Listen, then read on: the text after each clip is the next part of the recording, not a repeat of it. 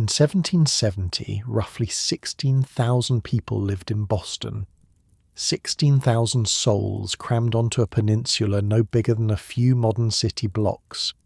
They woke every morning not knowing if that day would bring bread or bullets, whether the redcoat soldier standing on their corner would let them pass, whether the ship in the harbour carried goods or another regiment of men with muskets. Within 5 years, half these people would flee. Within 10, their city would spark a revolution that changed the world forever. This is what it actually felt like to live there, to wake up, to work, to survive, to watch history unfold from your own front doorstep. If these stories help you wind down at night, a like or subscribe would mean a lot. And I'm always curious where everyone's listening from, so drop your city in the comments if you feel like it. Alright, let's get into it. So we're going back to Boston, the 1760s. And look, before we start, make sure you're settled in. Get comfortable. Adjust whatever needs adjusting. Because colonial Boston in winter, it was brutal.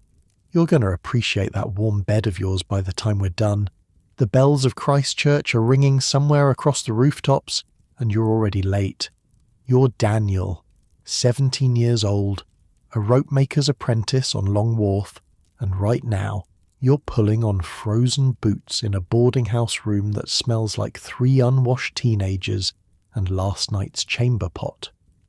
The year is 1765. March. Your breath fogs the air in front of your face as you fumble with the laces. No time for breakfast, but that's fine. You'll grab some beer on the way. Yes, beer for breakfast.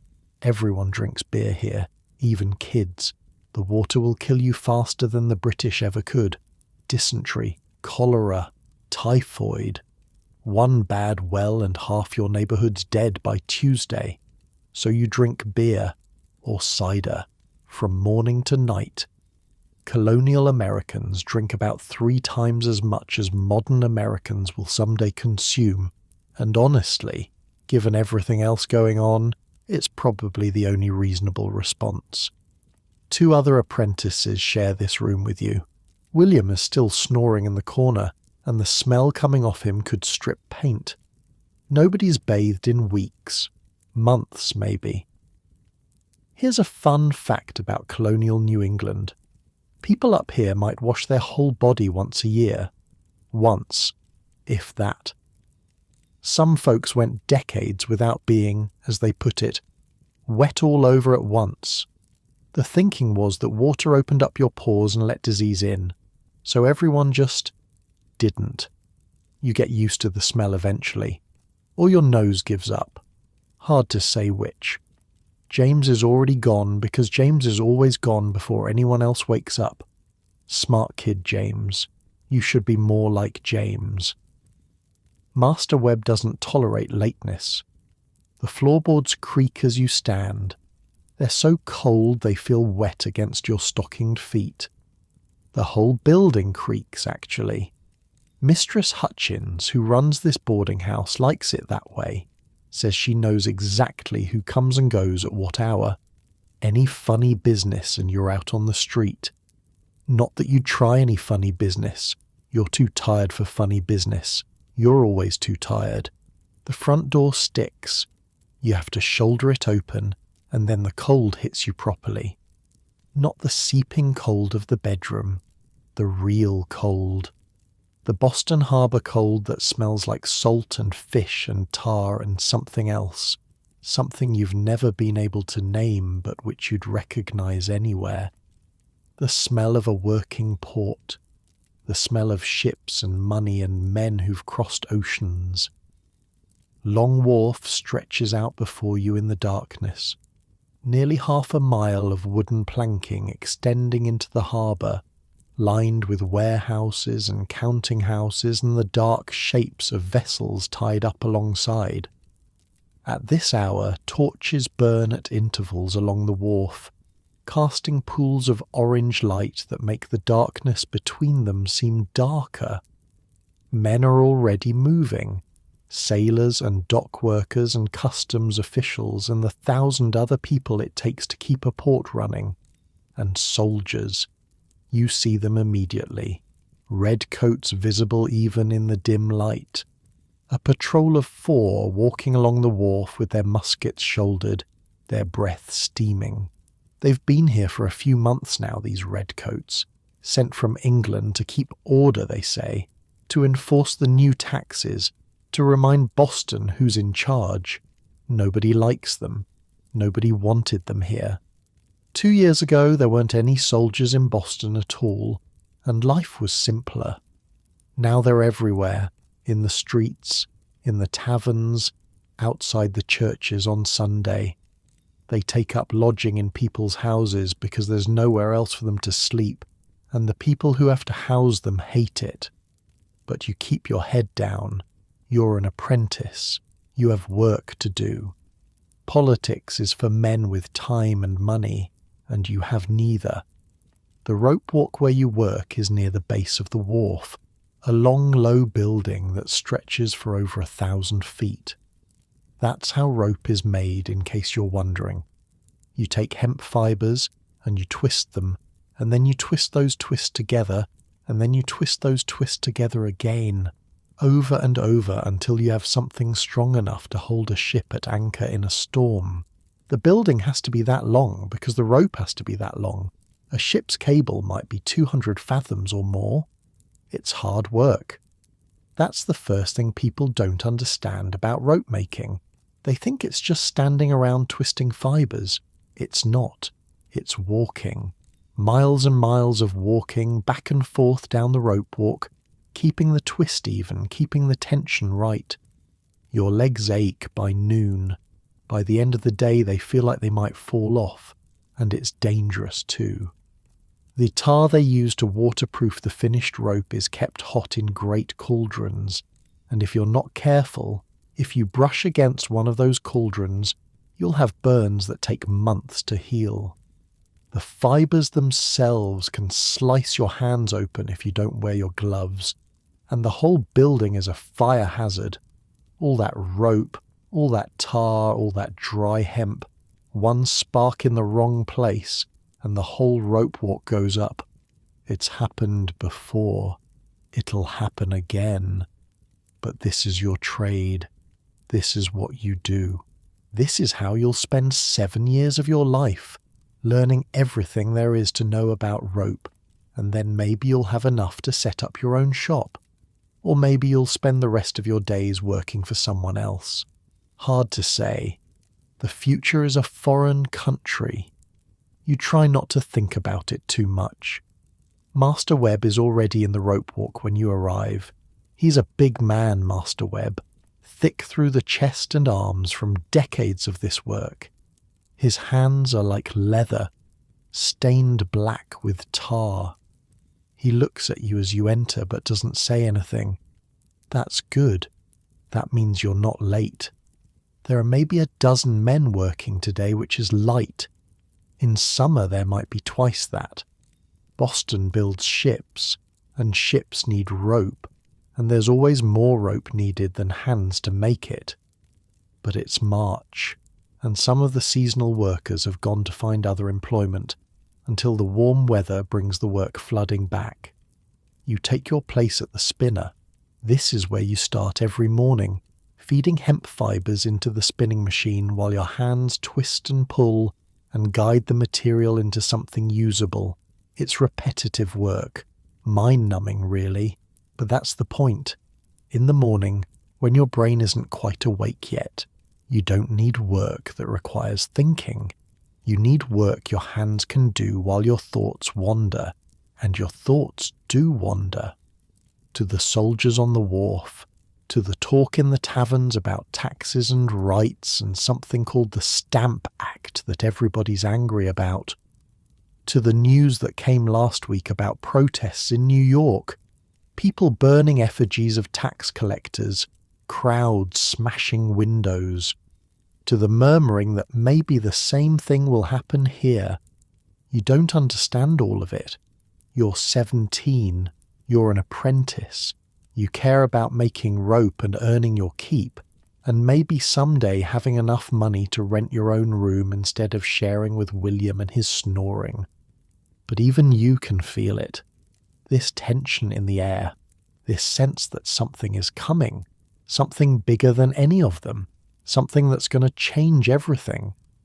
The hours pass, the rope grows, your arms grow tired and then grow numb and then stop complaining altogether as your body gives up on registering the discomfort. That's the secret to manual labour you've learned. Do it long enough and you stop feeling it. Your body just accepts it as normal. Around midday, a commotion outside. Voices raised. You and the other workers drift toward the door to see what's happening. On the wharf, a crowd has gathered. Maybe 50 people. Dock workers and sailors and a few well-dressed merchants too. They're surrounding something. Someone. You push forward, curious despite yourself. It's one of the soldiers. A young one, about your age, in his red coat and white breeches, standing very still while a man twice his size shouts in his face. You can't hear all the words, but you catch enough. Something about the man's sister. Something about inappropriate advances. Something about how if this lobsterback thinks he can behave this way in Boston, he has another thing coming. The soldier says nothing, just stands there. His hands are at his sides, but you can see them trembling slightly. He's scared. You can see that too. He's a kid, just like you, and he's far from home, and 50 angry colonists are screaming at him, and his patrol mates are nowhere to be seen. For a moment, you feel something like sympathy.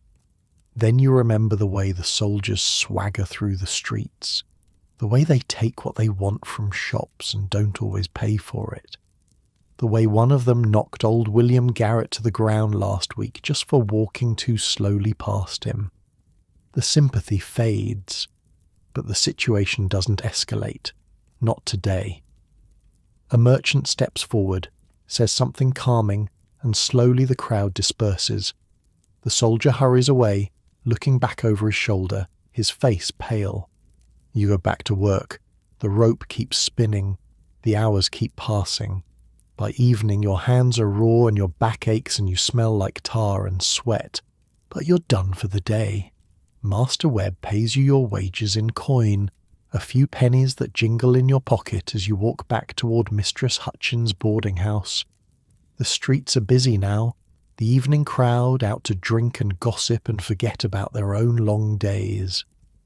You pass the Green Dragon Tavern on Union Street and hear laughter spilling out into the night. For a moment you consider going in. A mug of ale would be nice, but ale costs money, and money is something you're trying to save. So you walk on through the narrow streets of Boston's North End, past houses pressed so close together you can hear arguments through the walls, past shops with their shutters closed for the night, past the stocks near the meeting house where they put people who break the Sabbath or drink too much or talk back to their betters. You've seen men stand there all day while neighbours throw rotten vegetables at them. Seen women with their tongues clamped in iron bridles for gossiping. Saw a man get his ears nailed to the wood once for counterfeiting. Nailed. Then cut off when his time was done. This city doesn't mess around. Past the shadow of the old North Church rising against the stars, it's quieter here. Away from the harbour, away from the taverns. Just the sound of your own footsteps on the cobblestones and the occasional bark of a dog. You think about the soldier again, the fear in his face.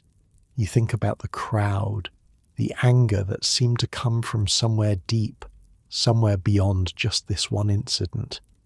You think about what James said last night, about how his cousin heard that the Sons of Liberty are planning something big, something that will show the Crown that Boston won't be pushed around anymore. You don't know what any of it means. Not really. You're just a rope maker's apprentice. You wake up before dawn and work until dark and fall into bed exhausted and do it all again the next day. Politics happens somewhere above you, in rooms you'll never enter, between men who wear wigs and speak Latin and have never twisted a fibre of hemp in their lives. But you're starting to understand that it doesn't matter whether you understand it. Whatever's coming, it's coming for everyone. The merchants and the tradesmen and the apprentices and the slaves and the soldiers and the politicians. All of them. All of you. Something is building in this city. Something that hasn't got a name yet. Something that feels like the pressure before a thunderstorm. That heavy electric charge that makes the hair on your arm stand up. You reach Mistress Hutchins' house. The stairs creak as you climb them. William is already snoring. James is reading by candlelight, which is expensive, and you want to tell him to put it out, but you're too tired to argue. You pull off your shoes. You pull off your stockings. You lie down on your straw mattress and pull the thin wool blanket up to your chin and stare at the darkness where the ceiling should be. Tomorrow you'll wake up before dawn again. You'll walk to the rope walk. You'll spin hemp until your fingers bleed. You'll watch the soldiers and the crowds and the tension that never quite explodes but never quite fades either. Tomorrow you'll do what you always do, what everyone in Boston does. You'll survive. And surviving here is no small thing. 4 out of 10 children don't make it to age 6. 4 out of 10. That's not a typo. Your mother had 7 kids. 3 of them died before they could walk. You don't talk about it. Nobody talks about it. It's just how things are. Death is as common as breakfast here, which, speaking of, you still haven't had. The bells of Christchurch sound midnight somewhere in the distance. You close your eyes. Sleep comes slowly, the way it always does. Your thoughts drift like ships in the harbour, bumping against each other, finding their anchor points, settling into stillness. You think about home. You think about your mother. You think about the smell of rope and tar and salt water, which is the smell of your whole life now, which is the smell you'll probably carry to your grave. The room grows warmer, or maybe you're just getting used to the cold. The straw beneath you stops feeling so lumpy. William's snoring fades into background noise, rhythmic as waves against a hull. In the darkness, Boston sleeps. 16,000 people in their beds, in their dreams, in that quiet space between one day and the next. The soldiers sleep in their barracks. The sailors sleep in their hammocks. The merchants sleep in their feather beds. And the slaves sleep in their quarters. And somewhere, in a tavern that won't close for hours yet, men are still talking in low voices about liberty and rights, and what they're willing to do to keep them. But you don't know about any of that. You're 17 years old. You're a rope maker's apprentice. And right now, all you know is the weight of your own exhaustion, the softness of the darkness, the gentle pull of sleep drawing you down like an anchor finding the bottom of the harbour. Tomorrow will come, it always does, but for now, there's only this. 5 months later and Boston is a different city. It's August now, hot. The kind of humid, sticky August heat that makes the whole town smell worse than usual. The harbour reeks of rotting fish and low-tide mud. The streets reek of horse dung baking in the sun. The rope walk where you spend your days reeks of hot tar and sweat, and by noon you're drinking water faster than you can keep it down. But the heat isn't what's changed things. It's the Stamp Act. You've heard that phrase so many times in the last few months that it's lost all meaning. Stamp Act.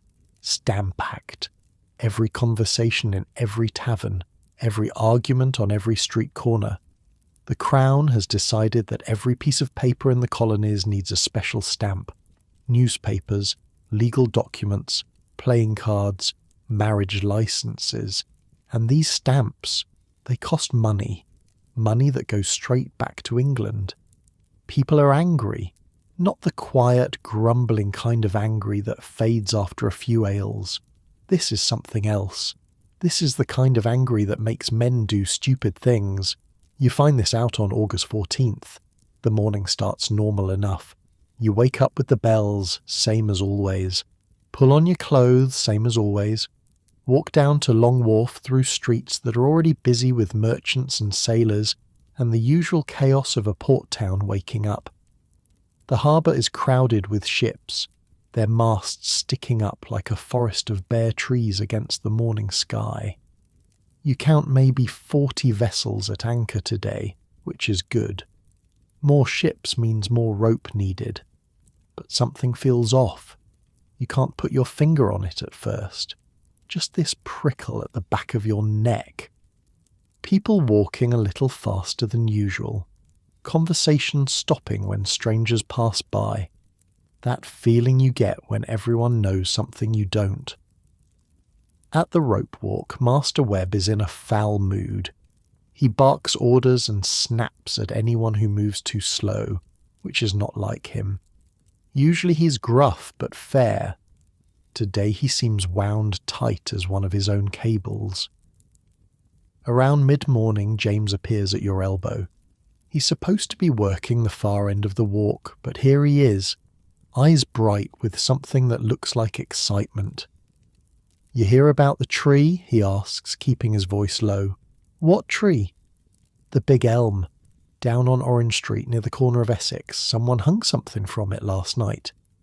You don't understand what he's talking about, and your face must show it, because James grabs your arm and pulls you toward the door. "Come on. You need to see this. Webb will kill us." "Webb won't notice. Half the workers are already gone. Haven't you looked around?" You look around. He's right. The rope walk, which should have a dozen men working, has maybe 5. The others have slipped away while you weren't paying attention. So you go. You and James, walking fast through the crowded streets, past Faneuil Hall where the market sellers are doing brisk trade, past the old State House with its lion and unicorn perched on the roof like they own the place, past shops and counting houses and a group of redcoats who watch you pass with hard eyes but don't stop you. The crowd gets thicker as you get closer to Orange Street. By the time you reach the corner of Essex, you can barely push through. Must be 200 people here, maybe more, all of them staring up at the same thing.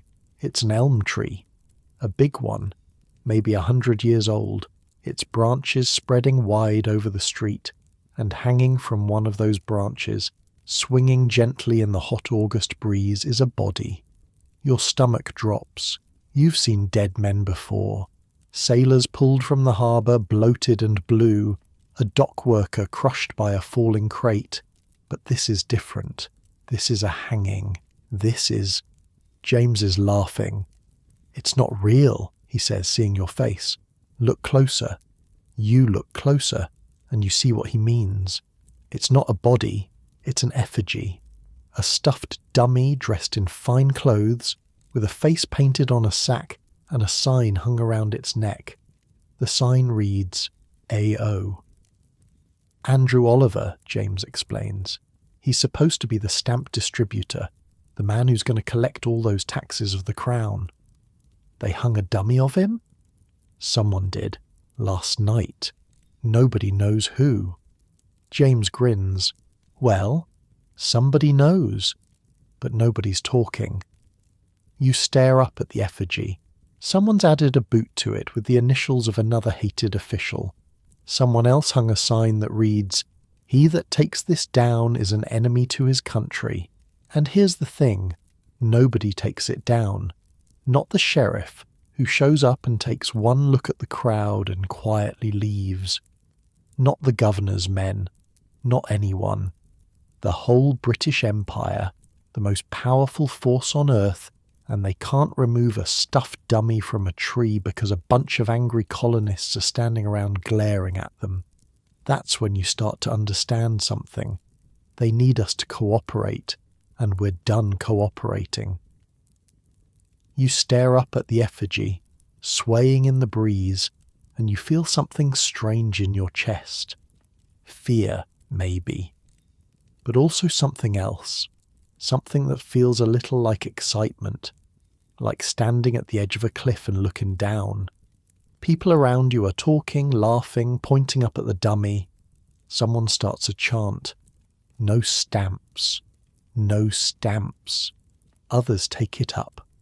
The sound swells until it fills the street, bouncing off the buildings, loud enough to be heard halfway across Boston. No stamps. No stamps.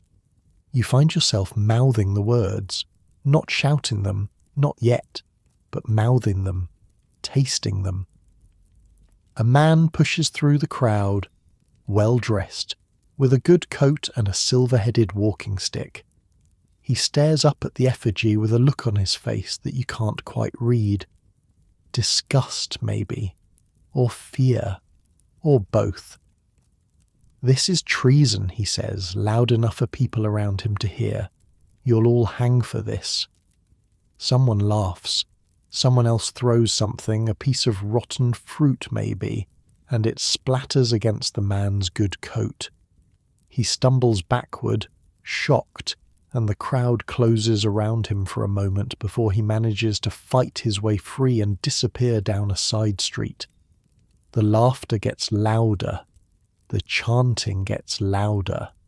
And you realize, standing there in the August heat with sweat running down your back and the sound of rebellion ringing in your ears, that something has shifted.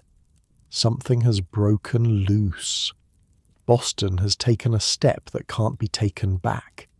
You and James stay until noon, watching. More people arrive. The crowd swells to maybe 500, then more. A few men climb the tree and add a boot to the effigy, painted with the initials of a hated tax collector. Someone else hangs a sign that says, "He that takes this down is an enemy to his country," and nobody takes it down. Not the sheriff who shows up around midday and takes one look at the crowd and quietly leaves. Not the governor's men who are conspicuously absent.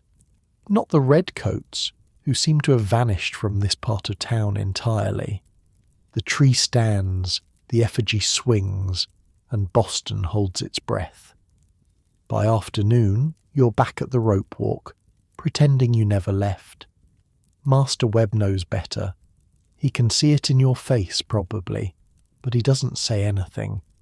Maybe because half his workers were at that tree too. Maybe because he was thinking about going himself. The work continues.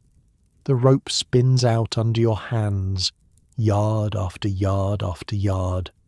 Your muscles move through the familiar motions while your mind stays back at Orange Street, replaying what you saw. The crowd, the chanting, the man with the good coat and the fear in his eyes. Is this what revolution looks like? You don't know. You're 17 years old. You make rope for a living. What do you know about revolutions? But something in you has woken up, some part that was sleeping before, and it's not going back to sleep. That night, the real trouble starts. You're back at Mistress Hutchins' boarding house, lying on your mattress and listening to William snore when you hear it, shouting, the sound of many feet on cobblestones, glass breaking somewhere in the distance. James sits up in the darkness. They're going to Oliver's house. Who is? The mob. Everyone. Come on. You should stay in bed. You know you should stay in bed. Tomorrow is a work day. Master Webb won't tolerate you showing up half dead from a night of running the streets. But James is already pulling on his boots, and the sounds outside are getting louder, and that thing in your chest, that new awake thing, won't let you lie still. So you go. The streets are chaos. Torches everywhere, casting wild shadows on the buildings. Men running in groups, some carrying clubs, some carrying axes. Women watching from doorways with their children pulled close. Dogs barking. Someone singing a song you don't recognize, something about liberty and death.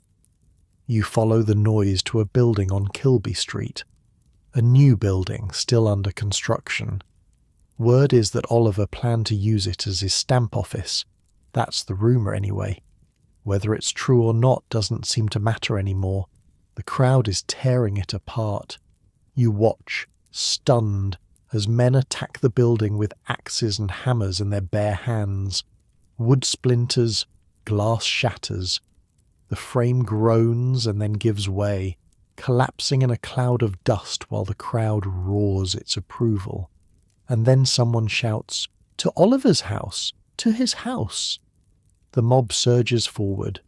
You're swept along with it, pushed and pulled by bodies you can't see, carried through streets you barely recognize in the darkness and the torchlight. James is somewhere beside you, his face lit orange by the flames, his eyes wide and wild. This is madness. This is absolute madness. And you can't stop. You don't want to stop. Oliver's house is a fine one down near Fort Hill. By the time the mob arrives, the man himself has fled. Smart of him. Because what happens next isn't pretty.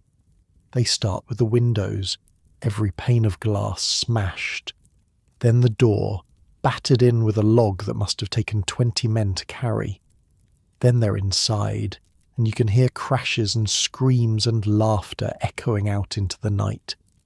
Furniture comes flying through broken windows. Paintings, books, fine china that shatters on the cobblestones.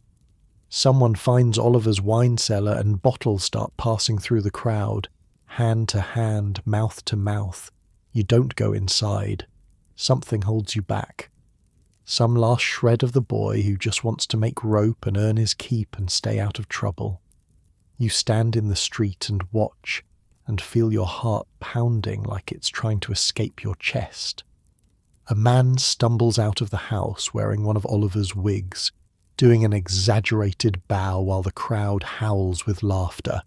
Another man follows carrying a portrait, holds it up for everyone to see, then throws it on a fire that's been started in the middle of the street.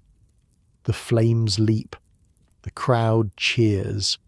Someone's found Oliver's wine cellar and is passing bottles around. A woman near you is wearing what looks like one of Mrs. Oliver's dresses, twirling in the firelight like she's at a ball. It's chaos. It's madness. It's also, you realise with a chill, extremely well organised. Nobody's looting the silverware. Nobody's taken anything valuable. They're destroying it, burning it, making a point. This isn't a robbery. It's a message. And somewhere in the city, church bells start ringing. Not for a fire, not for a funeral, for something new. Something that doesn't have a name yet. By dawn, it's over. The mob melts away as the first grey light creeps over the harbour. Men who were screaming for blood a few hours ago walk quietly home to their wives and children, their faces tired, their hands dirty. You make it back to Mistress Hutchins' place just as the bells ring for morning. No sleep.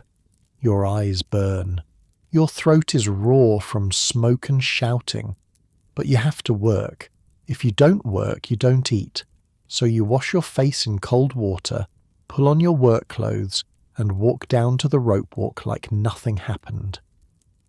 Master Webb looks at you when you arrive, looks at the soot on your face that you didn't quite get off, looks at the redness in your eyes. He opens his mouth like he's going to say something, then he closes it again, nods toward the spinner, and you get to work. The rope doesn't care about revolutions. The rope just needs to be twisted yard after yard, same as yesterday, same as tomorrow. Your hands know what to do. Your body moves through the motions, and your mind drifts back to the night before.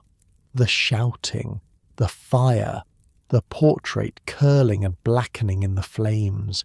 Is this the beginning, or is this the end of something? You don't know.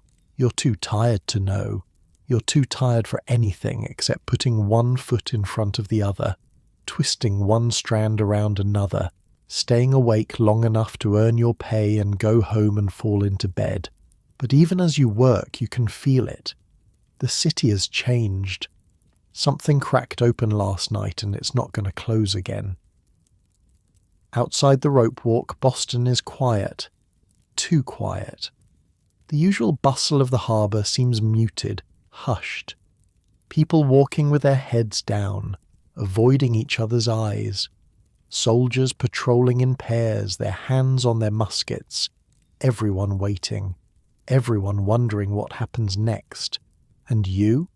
You're just a rope maker's apprentice, 17 years old, hands covered in tar, back aching from work, eyes stinging from smoke and lack of sleep. But you were there. You saw it. And something in you has changed too. You just don't know what yet. The day passes slowly, slower than any day you can remember. Every hour feels like 3. Every yard of rope feels like a mile. By the time Master Webb dismisses you, the sun is already setting, painting the harbour in shades of red and orange that look too much like the fires from last night. You walk back to the boarding house through streets that feel different now. The same buildings, the same cobblestones, the same smell of salt and fish and tar. But everything has shifted somehow, like looking at a familiar face and suddenly seeing someone new behind the eyes. William is asleep already when you get back. James is sitting on his bed, staring at nothing, his face pale in the candlelight. They say Hutchinson's house is next, he whispers. The lieutenant governor. They say the mob is going after him tomorrow night. You don't answer. You're too tired to answer. You pull off your boots and lie down and close your eyes and try not to think about anything at all. Sleep takes you fast this time, deep and dreamless. Your body giving up the fight, surrendering to exhaustion. Tomorrow more rope. Tomorrow more work. Tomorrow maybe more chaos. But right now, there's only the darkness behind your eyes. Only the steady rhythm of William's snoring. Only the distant sound of the harbour, waves lapping against hulls, ships creaking at their moorings. Boston sleeps, or tries to sleep, waiting for whatever comes next. Andrew Oliver resigned his position as stamp distributor the day after the mob destroyed his house. Smart man. He stood on the stump of the Liberty Tree, that same elm on Orange Street, and announced to a crowd of thousands that he wanted nothing more to do with stamps or taxes or anything that might bring another visit from his neighbours in the night. The crowd cheered.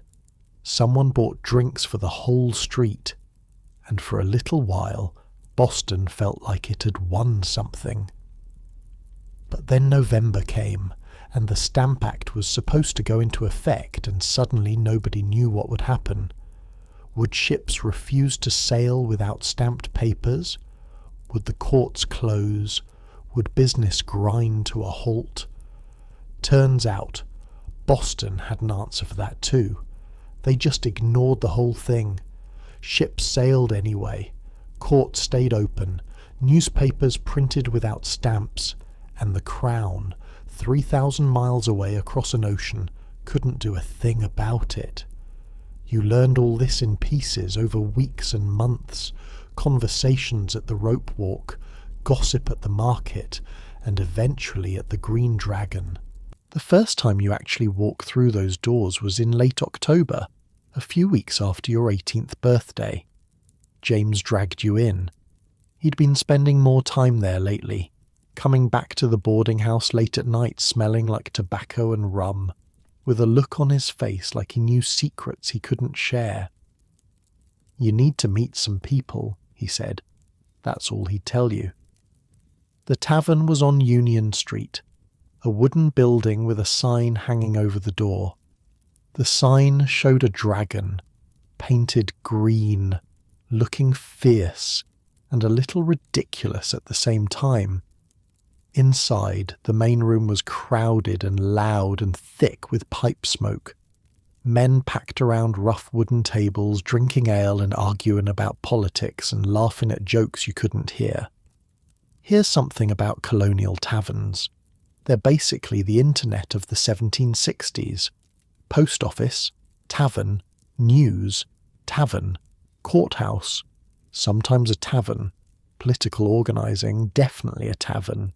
The average colonist drinks about 3.5 gallons of alcohol a year, and most of it gets consumed in places like this. Boston alone has over 100 licensed taverns for 16,000 people. That's one tavern for every 160 residents.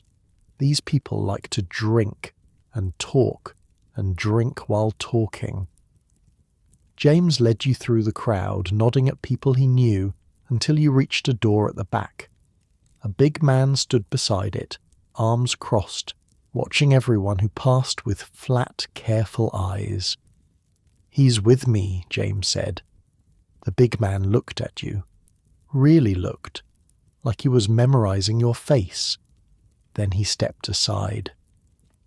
Behind the door was a staircase leading down.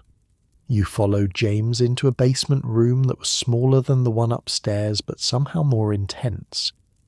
Maybe 24 men sat around tables or stood in small clusters, talking in low voices.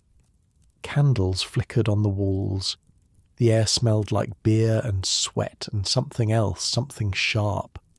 Danger, maybe. Or just the smell of men planning things they shouldn't be planning. "Welcome to the Dragon's Den," James said with a grin. You recognised some faces. A silversmith from the North End who'd done some work for Master Webb. A printer whose shop you'd walked past 100 times. A doctor still wearing his good coat, and mixed in with them. Ordinary working men. Rope makers like you. Coopers and blacksmiths and dock workers. All of them here, in this basement, doing something that felt important even if you didn't understand what yet. A man approached you. Older, maybe 40, with a face that looked like it had seen trouble and come out the other side. He had ink stains on his fingers. "James says you were at Oliver's house that night." It wasn't a question. "I was in the street," you said. "I didn't go inside." "But you were there." "Yes." He studied you for a long moment. Then he stuck out his hand. "Name's Eades, Benjamin Eades. I print the Gazette." You shook his hand. His grip was firm, his palm rough with calluses. "The Gazette's been writing about the Stamp Act," you said. Stupid thing to say. Everyone knew the Gazette had been writing about the Stamp Act. But Eades just smiled. "We've been writing about a lot of things, and we're going to keep writing. The question is, are men like you going to keep reading, keep showing up, keep making sure the Crown knows we won't be pushed around?" You didn't know how to answer that. A month ago you were just a rope maker. Now you were standing in a basement with men who were talking about pushing back against the most powerful empire in the world. "I'll show up," you heard yourself say. Eades nodded like that was the answer he expected. "Good man. James, get him something to drink." That first night you mostly listened, sat in a corner with a mug of ale and watched and absorbed. The conversations flowed around you, full of names and plans and grievances you didn't fully understand. Someone mentioned Samuel Adams, and heads nodded with respect. Someone else talked about letters being sent to the other colonies, to New York and Philadelphia and Virginia, about coordinating resistance. Someone used the phrase "Sons of Liberty," and a ripple went through the room, men sitting up straighter, eyes brighter. You didn't speak up. What would you say? You were 18 years old. You made rope. These men were printers and merchants and doctors, men with education and money and connections. What did you have to offer? But James caught your eye across the room and gave you a small nod, and somehow that was enough. You belonged here. You didn't know why yet, but you belonged. The months that followed were strange ones. On the surface, nothing changed. You still woke up before dawn, still walked to the rope walk, still twisted hemp until your arms ached. Master Webb still barked orders. William still snored. The harbour still stank of fish and tar. But underneath, everything was different. 2 or 3 nights a week, you'd slip out of the boarding house after dark and make your way to the Green Dragon. Sometimes the basement was crowded, sometimes just a handful of men. You learned to recognize faces, to remember names. You learned the rhythms of resistance, the way information flowed from one trusted source to another, the careful dance of who knew what and who could be told. You learned that the Sons of Liberty weren't just one group. They were everywhere, in every colony. Farmers and lawyers and shopkeepers and sailors, all of them angry about the same things, all of them pushing back against a government that treated them like children to be managed rather than citizens to be respected. And you learned that you weren't useless after all. Rope makers heard things. Sailors talked on the docks, unguarded, assuming nobody was listening. Information about troop movements, about ships arriving from England, about what the customs officials were planning. You had ears and you had access and you had a reason to be places where interesting conversations happened. So you started listening, really listening, and reporting back what you heard. It wasn't much, a snippet here, a rumour there. But Edie's took every piece of information seriously, writing it down in a little leather book he kept in his coat pocket. You never know what's going to matter, he told you once. The thing that seems like nothing today might be the key to everything tomorrow. Winter came hard that year. Snow piled up in the streets, and the harbour froze solid enough to walk on. Work at the rope walk slowed to a crawl. Ships couldn't sail, which meant ships didn't need rope, which meant you spent long days with nothing to do but stay warm and wait. The cold was brutal, not like any winter you remembered. The boarding house felt like an icebox, and even with all 3 of you huddled around the tiny fireplace, your breath still fogged in the air. Mistress Hutchins rationed the firewood, said it was expensive this year, said everyone would have to make do. You wore your coat to bed, your stockings too. Still woke up shivering most mornings. Here's a fun thing about colonial winters. If you're poor and you don't have enough firewood, you might actually freeze to death in your own home. Happens all the time. Old folks mostly. Babies. Anyone too weak to keep the fire going. The wealthy hire servants to tend their fires around the clock. You wake up at 3 a.m. with ice on the inside of the windows and pray the embers haven't gone completely cold. Food got scarce when the harbour froze. No ships coming in meant no fresh supplies, and the prices at the market climbed until a loaf of bread cost twice what it had in autumn. You learned to make do with less. A bowl of thin porridge in the morning, maybe some salt pork at midday if you were lucky. Your belt got tighter, so did everyone else's, but you didn't complain. Nobody complained. Compared to what some folks had, you were doing fine. At least you had a roof. At least you had work waiting when the thaw came. Some people had nothing at all. You spent a lot of that winter at the Green Dragon. The basement became almost like a second home. You got to know the regulars. The silversmith, whose name was Paul, had a way of drawing people out, making them feel like their opinions mattered. The doctor, Joseph, always seemed to know things before anyone else, like he had sources nobody could identify. And there was John, a rich merchant's son who dressed like he was going to a ball, even when he was just drinking ale in a basement, but who gave money freely to causes he believed in. They became something like friends. Or maybe not friends exactly. Something else. Brothers in a fight that none of you had asked for, but none of you could walk away from.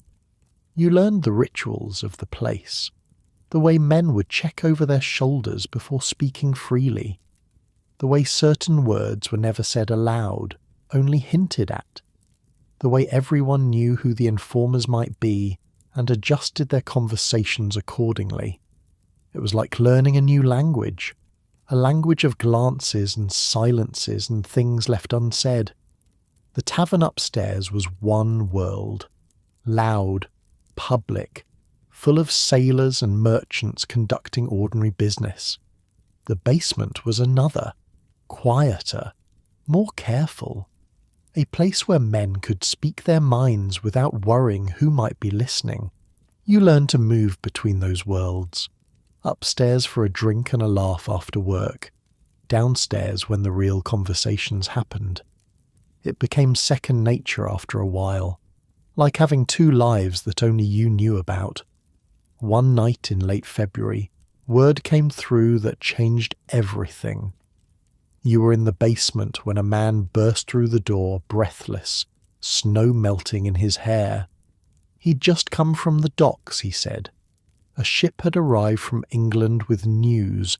The Stamp Act had been repealed. For a moment nobody moved. Then someone let out a whoop, and the room exploded. Men hugging each other, pounding backs, shouting so loud it must have been heard in the street above. Someone produced a bottle of good rum, and it made the rounds, everyone taking a drink, toasting to victory. You found yourself laughing, though you weren't sure why. Your eyes were wet. So were other men's eyes, though nobody mentioned it. "We did it," James said, grabbing your shoulders. "We actually did it." Had you done it? You weren't sure. You'd made rope and listened at the docks and sat in a basement drinking ale while other men made plans. But maybe that was enough. Maybe that was what resistance looked like. Not just the big gestures, the mobs and the riots and the effigies swinging from trees, but the small things too. The showing up, the refusing to go along quietly, the being part of something bigger than yourself. The celebration went on until dawn. By the time you stumbled back to the boarding house, the sun was coming up over the harbour, painting the snow pink and gold. Your head throbbed, your legs felt like they might give out. But you were smiling. It was over. The Stamp Act was dead. Boston had won. Except it wasn't over. Not really. You learned that soon enough. The repeal came with strings attached. Parliament passed something called the Declaratory Act, which basically said that even though they were backing down on stamps, they still had the right to tax the colonies whenever they wanted. They were just choosing not to, for now. And the soldiers were still there. That was the thing that got harder to ignore as the months passed and the snow melted and spring turned the harbour from ice to mud. The redcoats hadn't left. If anything, there were more of them, patrolling the streets, watching the docks, standing outside the Green Dragon some nights like they knew exactly what was happening inside. The tension that had exploded in August didn't go away. It just went underground, simmering, waiting. You felt it every day at the rope walk. The workers talked in lower voices now, glanced over their shoulders before saying anything that might be considered dangerous. A man named Patrick got into an argument with a soldier over a card game and ended up with a broken nose. A shop owner on King Street had his windows smashed after someone accused him of being a loyalist. Boston was a city holding its breath, everyone waiting for the next thing to happen, nobody knowing what that thing would be. At the Green Dragon, the conversations grew more serious, less celebration, more planning. What would they do if Parliament passed another tax? What would they do if more soldiers came? What would they do if the Crown decided to make an example of someone? You sat in those meetings and listened and felt something heavy settling in your chest. This wasn't going to end with the Stamp Act. This was just the beginning. And wherever it went, you were part of it now, for better or worse. One night, walking back to the boarding house through streets still damp from a spring rain, you passed the Liberty Tree. It looked different now, quieter. The crowds had moved on, but someone had carved words into the trunk. You stopped to read them in the faint light of a nearby window. Sons of Liberty. 3 words, carved deep into the bark. A mark that would stay there for years, maybe decades, long after the men who carved it were gone. You stood there for a long time looking at those words, thinking about Oliver and his ruined house, about Edie's and his leather notebook, about James and his bright eyes, about all the things that had happened since that March morning when you were just a rope maker's apprentice who didn't know anything about politics or rebellion or what it meant to be part of something bigger than yourself. The city slept around you. 16,000 people, dreaming their separate dreams, not knowing what was coming, not knowing that in a few years these streets would run with blood. But you knew, or at least you suspected, standing there in the rain, looking at words carved into a tree. You understood that this wasn't over. It was just beginning. 2 years passed. Quiet years, mostly. The kind of years that make you think maybe things are settling down, maybe the worst is over, maybe you can go back to just being a rope maker without all the rest of it. You should have known better. By 1767, you're 20 years old, not a boy anymore. Your shoulders have filled out from years of pulling and twisting at the walk. Your hands are scarred and calloused, permanently stained with tar. Master Webb has started giving you more responsibility, letting you supervise the younger apprentices, trusting you with the finer work that requires experience. You're good at this job. Turns out you're good at most things if you do them long enough. James finished his apprenticeship last spring. He's working at a different rope walk now, down near Griffin's Wharf, earning journeyman wages. You still see him at the Green Dragon most weeks, still share a drink and catch up on news, but it's different now. He's got a girl he's courting, a cooper's daughter named Sarah who blushes every time his name comes up. He's thinking about the future, marriage, children, a shop of his own someday. You think about those things too sometimes. Late at night, lying on your mattress, listening to the new apprentice snore in the corner. William's gone too, shipped out on a merchant vessel bound for the West Indies. Said he wanted to see something other than Boston before he got too old. You wonder sometimes if he made it, if he's somewhere warm right now, drinking rum under palm trees while you freeze through another New England winter. But mostly you don't think about the future. There's too much happening in the present. Parliament passed new taxes. Again. They're calling it the Townshend Acts, after the minister who dreamed them up.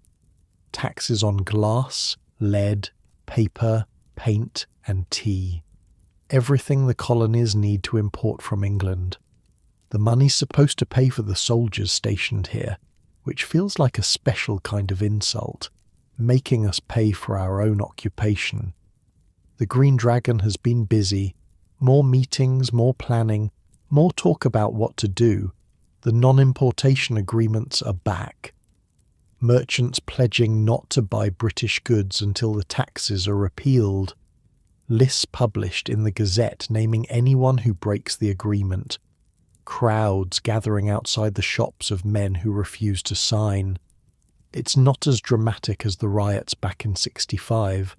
No effigies swinging from trees, no houses torn apart. But there's a tension now that doesn't let up.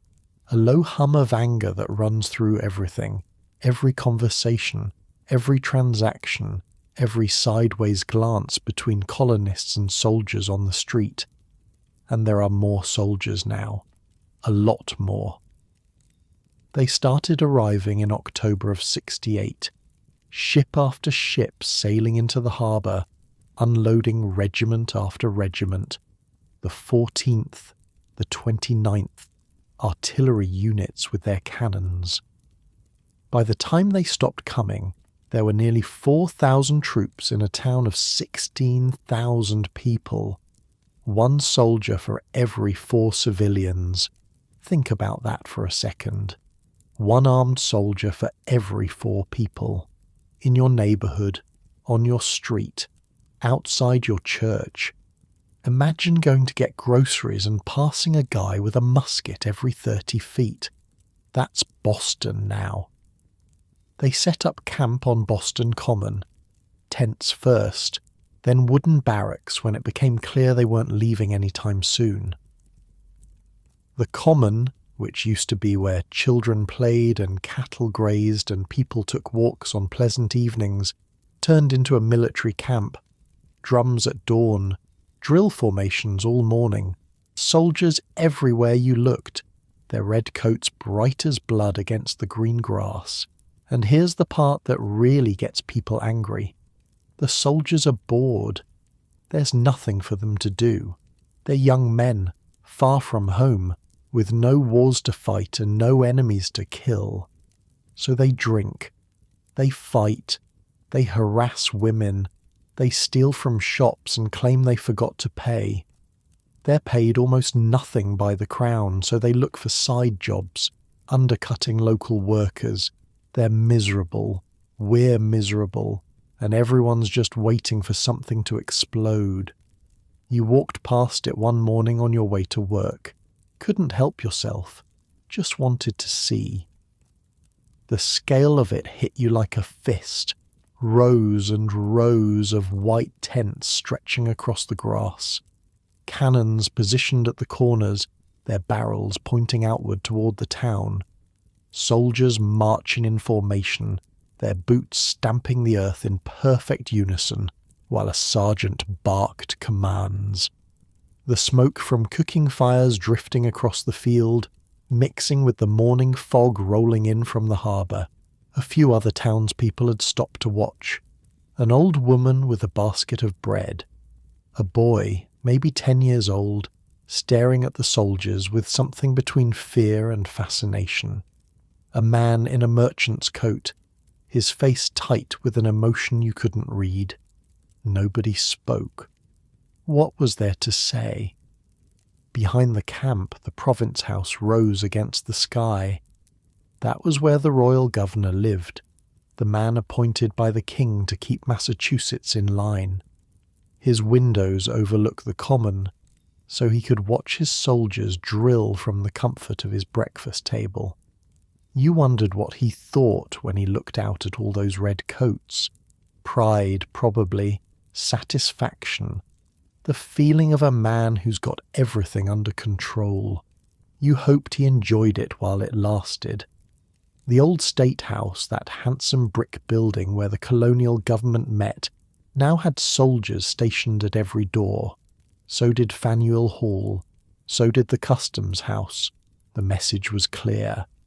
This is our city now. We control it. You just live here.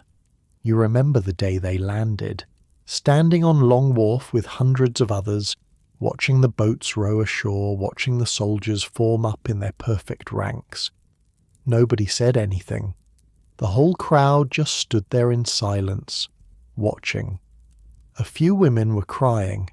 A few men had their fists clenched at their sides, knuckles white. The officer in charge, a man named Dalrymple, read a proclamation. Something about keeping the peace, restoring order. You don't remember the words. You just remember the feeling, like the city had been punched in the gut and couldn't breathe. At the rope walk things got complicated. Soldiers need money. The Crown pays them, but not much. So they look for side work, odd jobs, anything to supplement their wages. And some of them, The ones with strong backs and nothing better to do started showing up at the rope walks looking for employment. Master Webb turned them away at first. So did most of the other masters, but some didn't. Some figured cheap labour was cheap labour, whatever colour coat it came in, and that's when the trouble really started. See, rope making is a trade. You spend years learning it. You earn your place. And then these soldiers come in, willing to work for half the wages, taking jobs that should go to Boston men. It's not just about money, though the money matters. It's about respect, about who belongs here and who doesn't. Fights broke out, small ones at first. A soldier and a rope maker trading insults, then trading punches. But they got worse over time. Clubs and knives started appearing. A soldier got his skull cracked behind a warehouse near Griffin's Wharf. A rope maker got stabbed outside a tavern on Ann Street. One day at your own rope walk, a soldier came looking for work. Young fellow, couldn't have been more than 19. He stood in the doorway, hat in hand, asking if there were any jobs going. Master Webb was working at the far end of the walk. He looked up, saw the red coat, and his face went hard. No work here. Please, sir, I can spin. I worked at a rope walk back in London before I enlisted. I just need a few shillings to send home to my mother. For a second, just a second, you almost felt sorry for him. He looked thin, hungry maybe, far from home and desperate. But then one of the other workers, a man named Samuel, stepped forward. You heard the master. No work. Now get out before we throw you out. The soldier's face flushed. I'm not looking for trouble. Then you shouldn't have come here wearing that coat. They stared at each other for a long moment.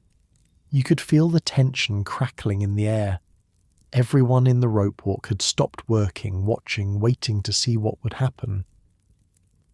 The soldier blinked first, turned and walked out without another word. But as he passed you, standing near the door, he muttered something under his breath. You couldn't hear all of it, but you caught enough. Get what's coming to you, all of you. You watched him go, watched him rejoin his patrol down the street, and you thought about what it must be like, being hated by everyone in a city you're supposed to be protecting, having doors slammed in your face, being called a lobster back and a bloody back and worse, every single day. It didn't make you like them, but it made you understand something. This wasn't just us against them. It was scared people against scared people. Everyone afraid, everyone angry, everyone waiting for something to break. The masters tried to keep things calm. So did the officers. Nobody wanted a full-scale brawl. But the anger was always there, simmering just below the surface. All it would take was one spark. You tried to stay out of it, kept your head down, did your work, went to the Green Dragon at night and then home to bed. But it was hard. The soldiers were everywhere, in the streets, in the taverns, outside the churches. You couldn't go a day without some kind of confrontation. One afternoon in late summer, you were walking back from the market when a group of soldiers blocked your path. 4 of them, young, maybe your age or younger. They'd been drinking. You could smell it on them from 10 feet away. Rum and sweat and that particular stink of men who haven't bathed in months. Which, to be fair, describes most of Boston. But on them it seems worse somehow. Where you going, rope man? You didn't answer. Just tried to step around them. One of them grabbed your arm. I asked you a question. Home. I'm going home. Home? He said it like it was funny. You hear that, boys? The rebel's going home. The others laughed. The one holding your arm squeezed tighter. He had a pockmarked face and yellow teeth and breath that could knock a horse unconscious. His uniform was dirty. The red faded to something like rust. Up close, These aren't the fearsome soldiers of the British Empire. They're kids. Hungry, underpaid kids with muskets, which somehow makes the whole thing worse. "We know about you lot," he said, "meeting in your tavern basements, plotting against the king. You think we don't know?" Your heart was pounding, but you kept your face steady. "I don't know what you're talking about." "Sure you don't." He shoved you backward, hard enough that you stumbled into the wall behind you. Your head cracked against the brick. Stars burst across your vision. When you could see again, the pockmarked soldier was right in your face. "Just remember something," wrote Man. "We're not going anywhere. This is our city now. Best get used to it." They walked away laughing. You stood there for a long moment, your back against the wall, your hands shaking with rage you couldn't do anything about. Blood trickled down the back of your neck where your head had hit the bricks. A woman passing by gave you a sympathetic look but didn't stop. Nobody stopped. Stopping meant getting involved. Getting involved meant trouble. You touched the back of your head. Your fingers came away red. Not a lot of blood, but enough. That night at the Green Dragon, you told Eads what happened. He listened without interrupting, his face grim. "It's going to get worse before it gets better," he said when you finished. "They want us to strike first, give them an excuse to crack down even harder. So what do? We wait, we watch, we keep our heads." He put a hand on your shoulder. "And we don't give them what they want." It was good advice. You tried to follow it. But every day it got harder. The winter of '68 was one of the coldest you could remember. The harbour froze solid again, ice stretching all the way out to the islands. The soldiers in their tents on the common suffered badly. You heard stories of men freezing to death in their sleep, of frostbite so bad they had to amputate fingers and toes. Part of you felt something like satisfaction at that. Part of you felt ashamed for feeling it. They were just men after all. Young men, far from home, doing what they were told. Not so different from you, really. But then you'd remember the soldier's hand on your arm, the sneer in his voice, and the sympathy would fade. By spring, the situation had settled into an ugly routine. Soldiers on one side, townspeople on the other, both watching, both waiting. Small confrontations every day. Insults traded, punches thrown. Nothing quite bad enough to spark a war, but nothing good either. The Green Dragon stayed busy. More men attending the meetings now. Not just the original group, but new faces. Dock workers and tradesmen, and even a few merchants who'd kept their distance before. The occupation had pushed people together, forged alliances that hadn't existed before. You saw Paul the silversmith almost every night. He'd taken on a leadership role, organising messengers, keeping track of troop movements, making sure information flowed to the people who needed it. He had a gift for that kind of work. Steady hands, steady nerves, the kind of man you'd trust with your life. Joseph the doctor was busy too. He'd been tending to men injured in brawls with soldiers, and each new patient seemed to harden his resolve. "This can't go on," he said one night, his voice tight with anger. "Something has to give."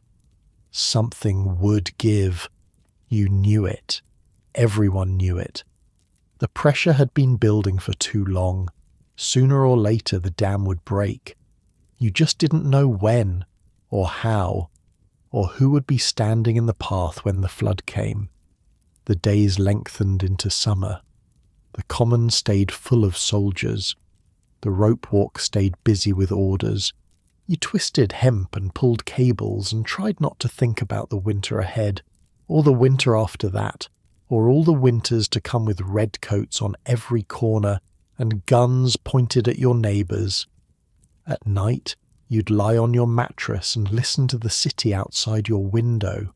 Dogs barking, someone singing badly in a tavern down the street. The distant drums from the common, keeping time to a rhythm that had nothing to do with Boston, nothing to do with you.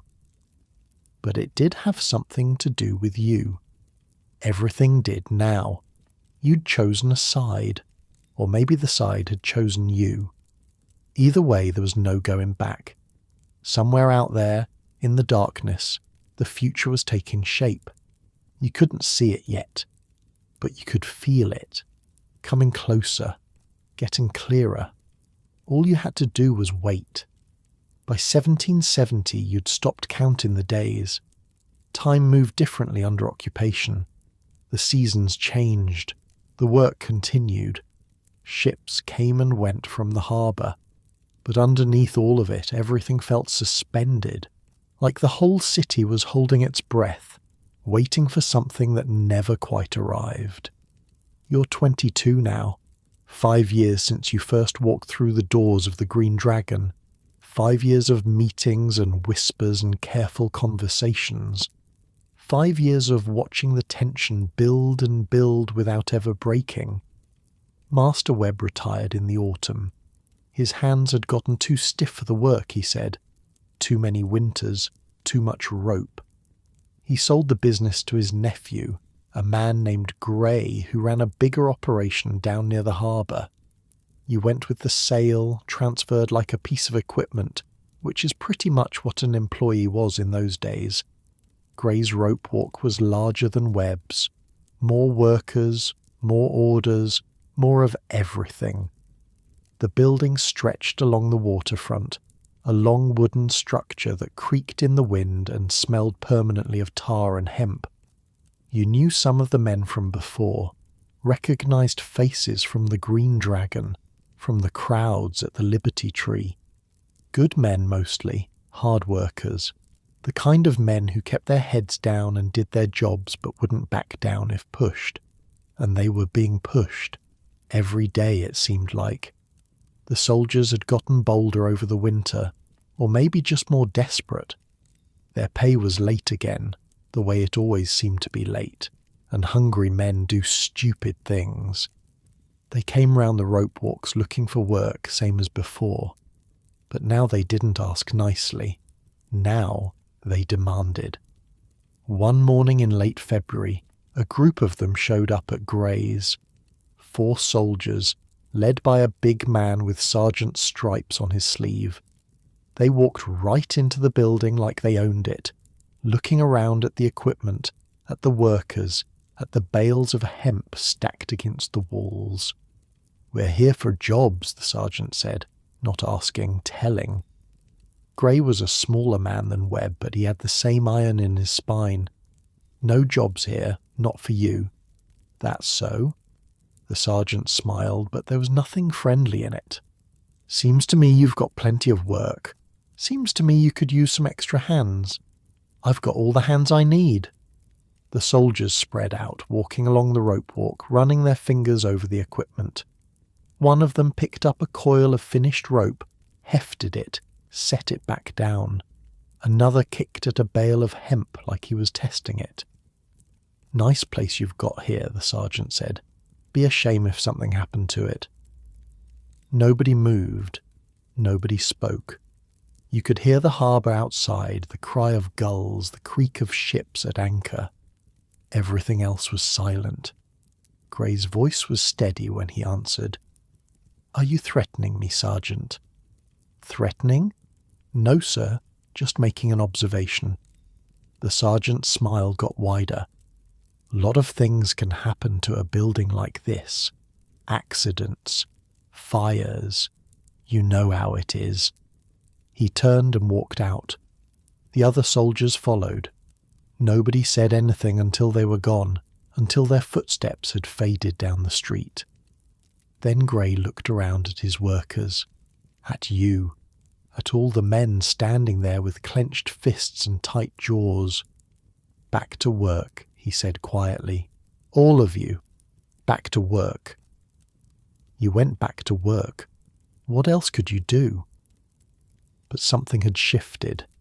You could feel it in the air, in the way men looked at each other, in the silence that had replaced the usual jokes and complaints. The sergeant's threat hung over everything like smoke. That night at the Green Dragon, the mood was dark. Word had spread about what happened at Gray's Rope Walk. Similar stories were coming in from all over town. Soldiers harassing shopkeepers, soldiers picking fights in taverns, soldiers stopping people in the street, demanding to see papers, asking questions that felt more like accusations. "They're trying to provoke us," Ida said. He looked tired, older than you remembered. "They want a fight. They want an excuse to crack down."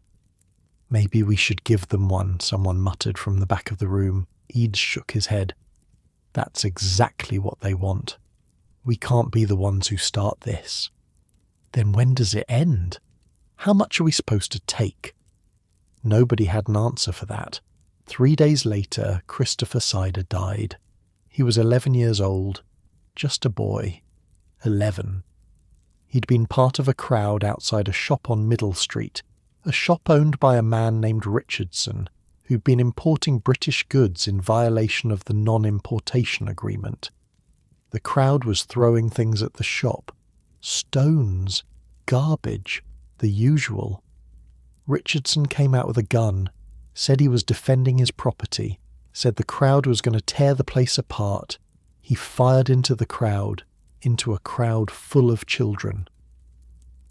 The ball hit Christopher in the chest. He fell in the street, blood spreading across his shirt, and by the time anyone could get him to a doctor, it was too late.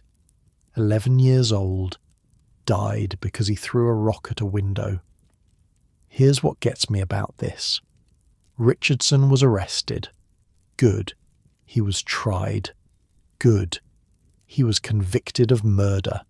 Great. Then the governor pardoned him. Let him go. Because apparently killing an 11-year-old isn't a crime if the 11-year-old was being disrespectful to a loyalist merchant. You want to know why the revolution happened? This is why. The funeral was 5 days later. You'd never seen anything like it. They started at the Liberty Tree. Thousands of people gathered there, packed so tight you could barely move. Men and women and children, rich merchants and poor labourers, everyone dressed in their darkest clothes, everyone silent. The coffin was small, too small. It sat on a cart decorated with banners that read, "The Fatal Effects of Arbitrary Government." The procession stretched for half a mile, maybe more. Some said 5,000 people marched. Others said closer to 10,000. In a city of 16,000, that's most of the population. Children walking alongside their parents, old men who hadn't left their homes in years. Everyone. And here's the thing about colonial funerals. They're usually an excuse to get drunk. Seriously. The family sets up a table, everyone views the body, and then you drink until you can't feel feelings anymore. It's tradition, but not this one. This one was silent. No drinking, no socializing. Just thousands of people walking through the streets of Boston, following the body of an 11-year-old boy and not saying a word. They buried him in the granary burying ground, near the graves of men who'd founded this city 100 years before. A minister said words that you couldn't hear from where you stood. Then it was over. But it wasn't over. Not really. The mood in Boston after the funeral was something you'd never felt before. Not the hot anger of the Stamp Act riots. This was colder, harder, the kind of anger that doesn't burn itself out in a single night. People looked at soldiers differently now, not with fear, not even with hatred exactly, with something else, a kind of calculation, a weighing of costs and benefits, like they were measuring things, deciding things, planning things that didn't need to be said out loud. And the soldiers looked back. they knew something had changed. You could see it in the way they walked. Always in pairs now, never alone. Their hands always near their weapons. They'd killed a child. Even the ones who hadn't pulled the trigger knew what that meant. The whole city was staring at them, waiting, wondering which one of them would be next to do something unforgivable. Here's something you learn about occupation. It's not the big confrontations that break people. It's the small ones, the daily humiliations, the soldier who shoves you off the sidewalk because he can, the officer who stops you to check your papers when you're just trying to get home, the patrol that decides to search your pockets for no reason except that they're bored and you're there, day after day after day, until you can't remember what it felt like to walk through your own city without being afraid. The first week of March came in cold and grey. Snow on the ground, ice in the harbour, a bitter wind that cut through your coat like it wasn't there. The rope walk was busy with spring orders, ships getting ready to sail as soon as the weather broke. You worked long hours, dawn to dusk, your hands raw and your back aching. On the 2nd of March, a Monday, the soldiers came back. You were at your station near the middle of the walk when you heard shouting from the entrance. A soldier had come in looking for work again, and one of the workers, a man named Samuel Gray, had told him where he could go, but not politely. Samuel told him to go clean the outhouse. The soldier swung at him. Samuel swung back. Within minutes, the whole rope walk had emptied into the street. Workers poured out of the building, grabbing whatever they could find. Clubs, rope ends, tools. The soldiers called for reinforcements, and soon there were dozens of them, red coats everywhere, the whole street turning into a brawl. Here's the thing about a street fight with soldiers. They have training, they have weapons, they have each other's backs.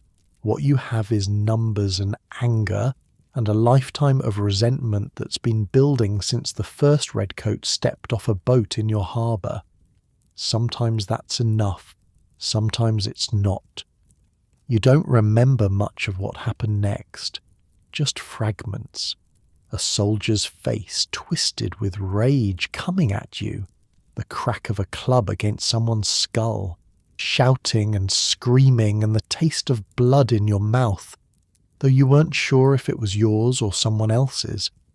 The smell of sweat and fear and something else, something that smelled like the start of a war.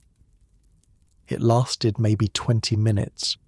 Then the officers arrived and broke it up, dragging soldiers back to their barracks, ordering the townspeople to disperse. You stood in the street, breathing hard, your knuckles split and bleeding, watching the redcoats retreat. "This isn't over," someone said beside you. A rope maker, his face bruised, his eyes bright with something dangerous. Not by a long shot. He was right. Over the next 2 days there were more fights, smaller ones scattered across the town, soldiers and civilians clashing wherever they met. The officers tried to keep their men confined to barracks, but some of them slipped out anyway, looking for revenge. And the townspeople were looking too. Groups of young men roaming the streets after dark, carrying clubs, daring any soldier they saw to start something. It was like the whole city had caught fire, a slow burn that nobody could put out. Wednesday night, the 4th of March, you went to the Green Dragon. The basement was packed. More men than you'd ever seen there, crammed into every corner, talking in urgent whispers. The air was thick with tobacco smoke and tension.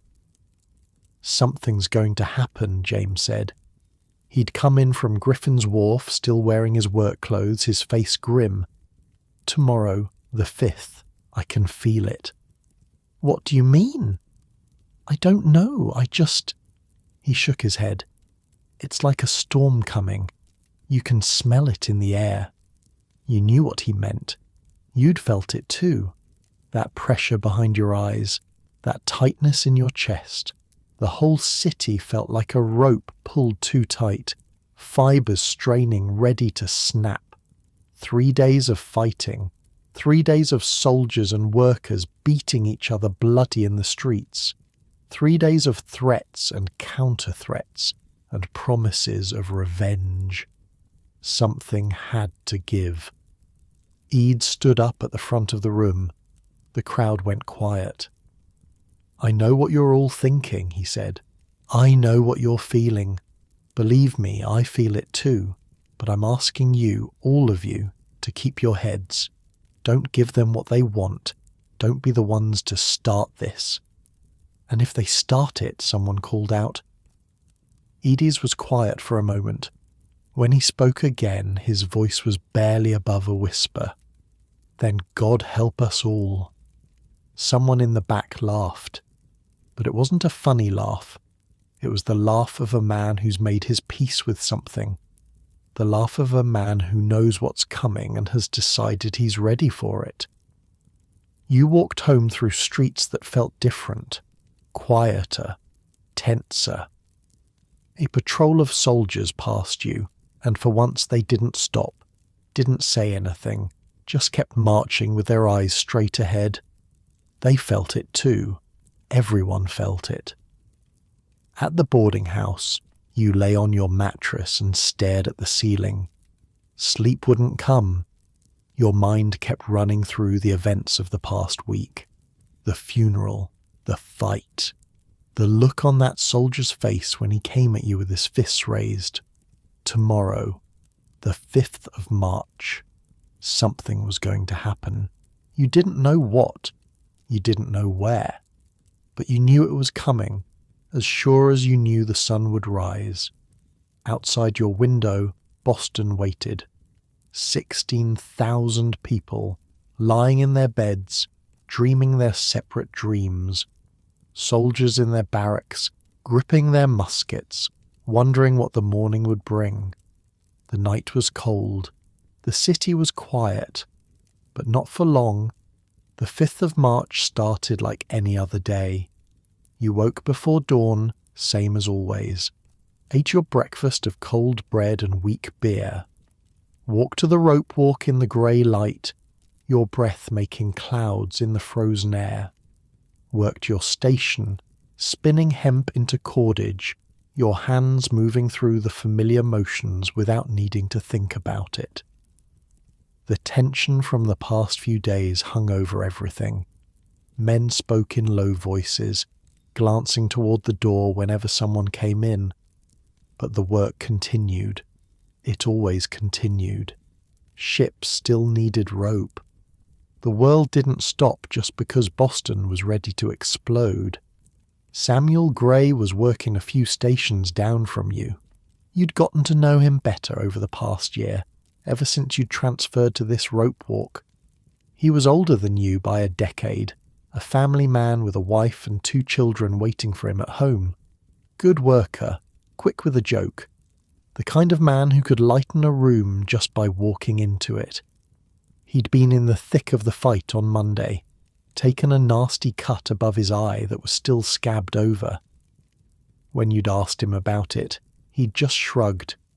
"Should see the other fellow," he'd said, and grinned. That was Samuel, always ready with a smile even when things were falling apart. The afternoon passed slowly. The light through the windows turned from grey to gold to grey again as the sun moved across the sky. By the time the work bell rang at dusk, your shoulders were aching and your fingers were numb from the cold that crept in through every crack in the walls. You walked home through streets that felt too quiet. Most people had gone inside already, doors shut tight against the cold and whatever else might be coming. A few soldiers passed you, moving in tight formation, their faces hard.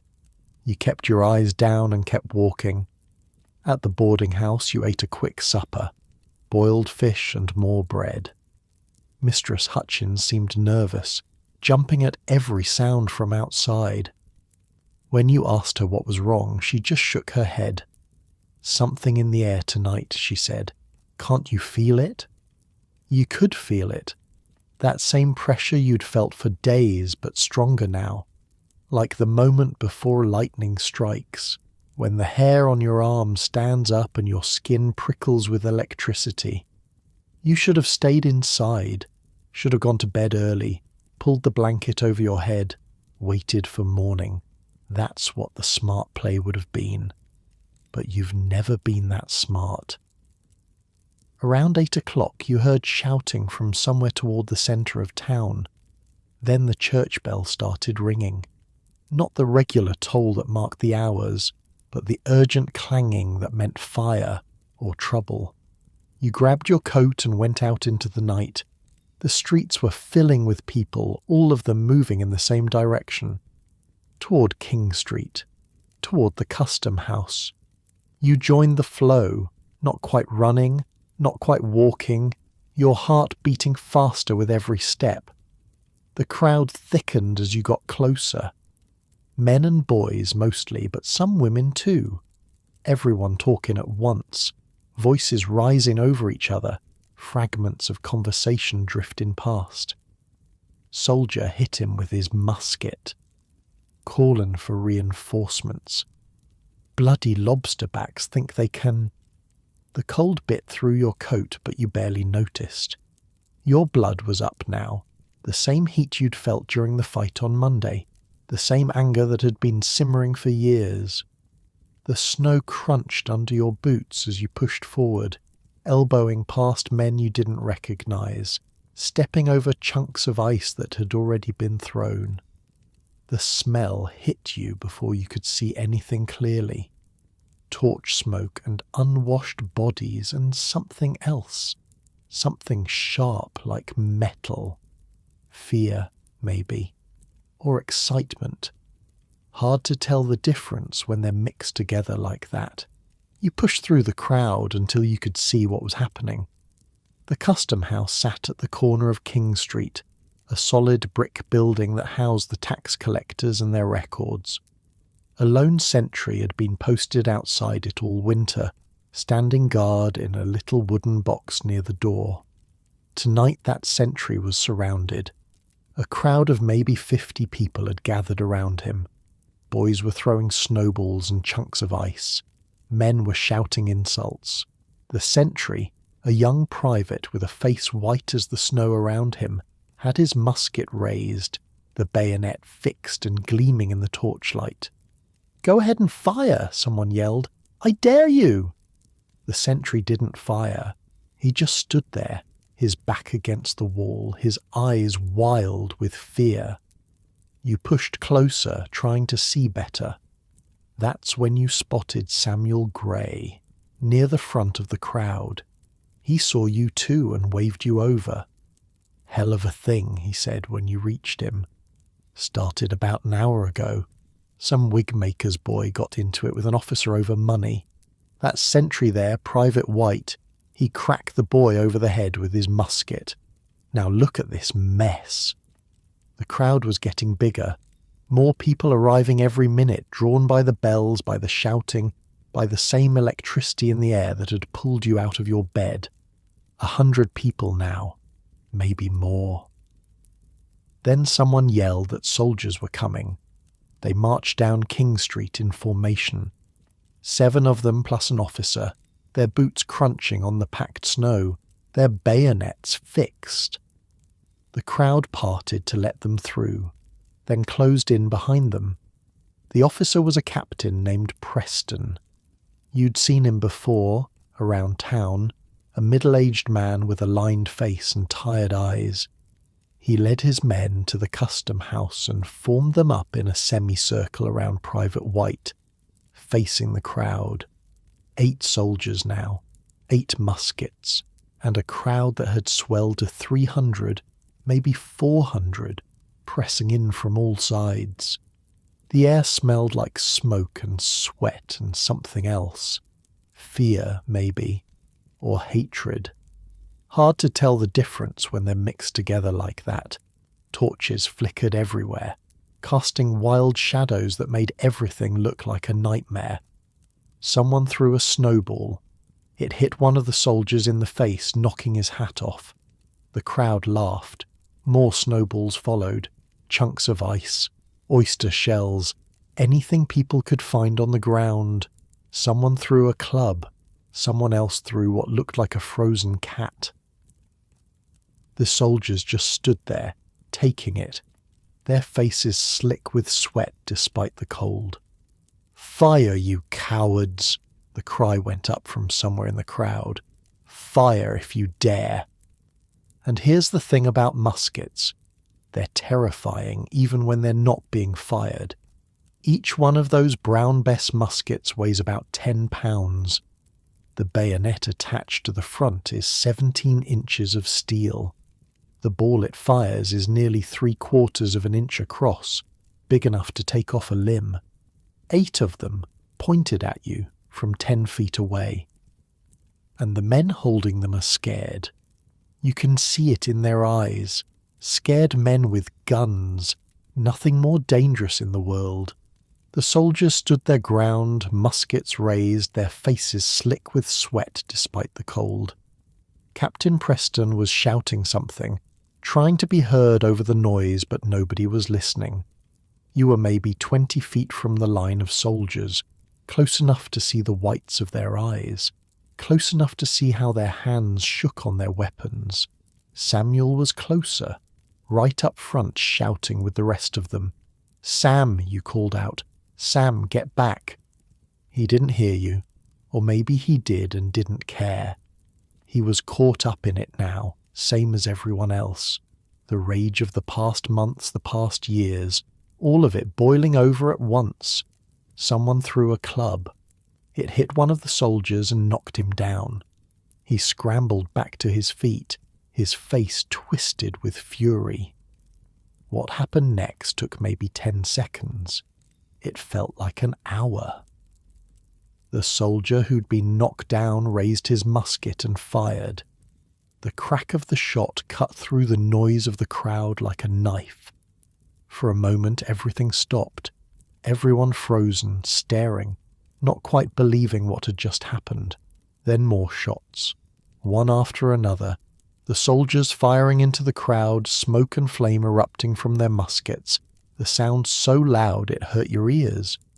People were screaming now, running, falling. You saw a man go down not 10 feet from where you stood, his chest torn open, blood spraying across the snow. You saw another man stumble backward, clutching his arm, his face a mask of shock. And you saw Samuel Gray. He was still standing when the first shot hit him, still standing when the second one did. Then his legs buckled and he went down slow, like he was kneeling to pray. He fell face first into the snow and didn't move. "Sam!" You tried to run to him. Someone grabbed your arm, pulled you back. The crowd was surging now, people pushing in every direction, and you couldn't get through, couldn't reach him, could only watch as the snow around his body turned red. The firing stopped. The smoke cleared. Captain Preston was screaming at his men, shoving their muskets down, his face twisted with horror at what had just happened. In the street, 5 bodies lay still. 5 men who'd been alive 30 seconds ago. Around them, others writhed and moaned, clutching wounds, crying for help. You recognized one of the bodies. A big man, dark-skinned, who worked as a sailor on the ships that came through the harbour. Crispus, his name was. Attucks. You'd seen him at the docks a dozen times, loading and unloading cargo with hands that could lift barrels like they were empty baskets.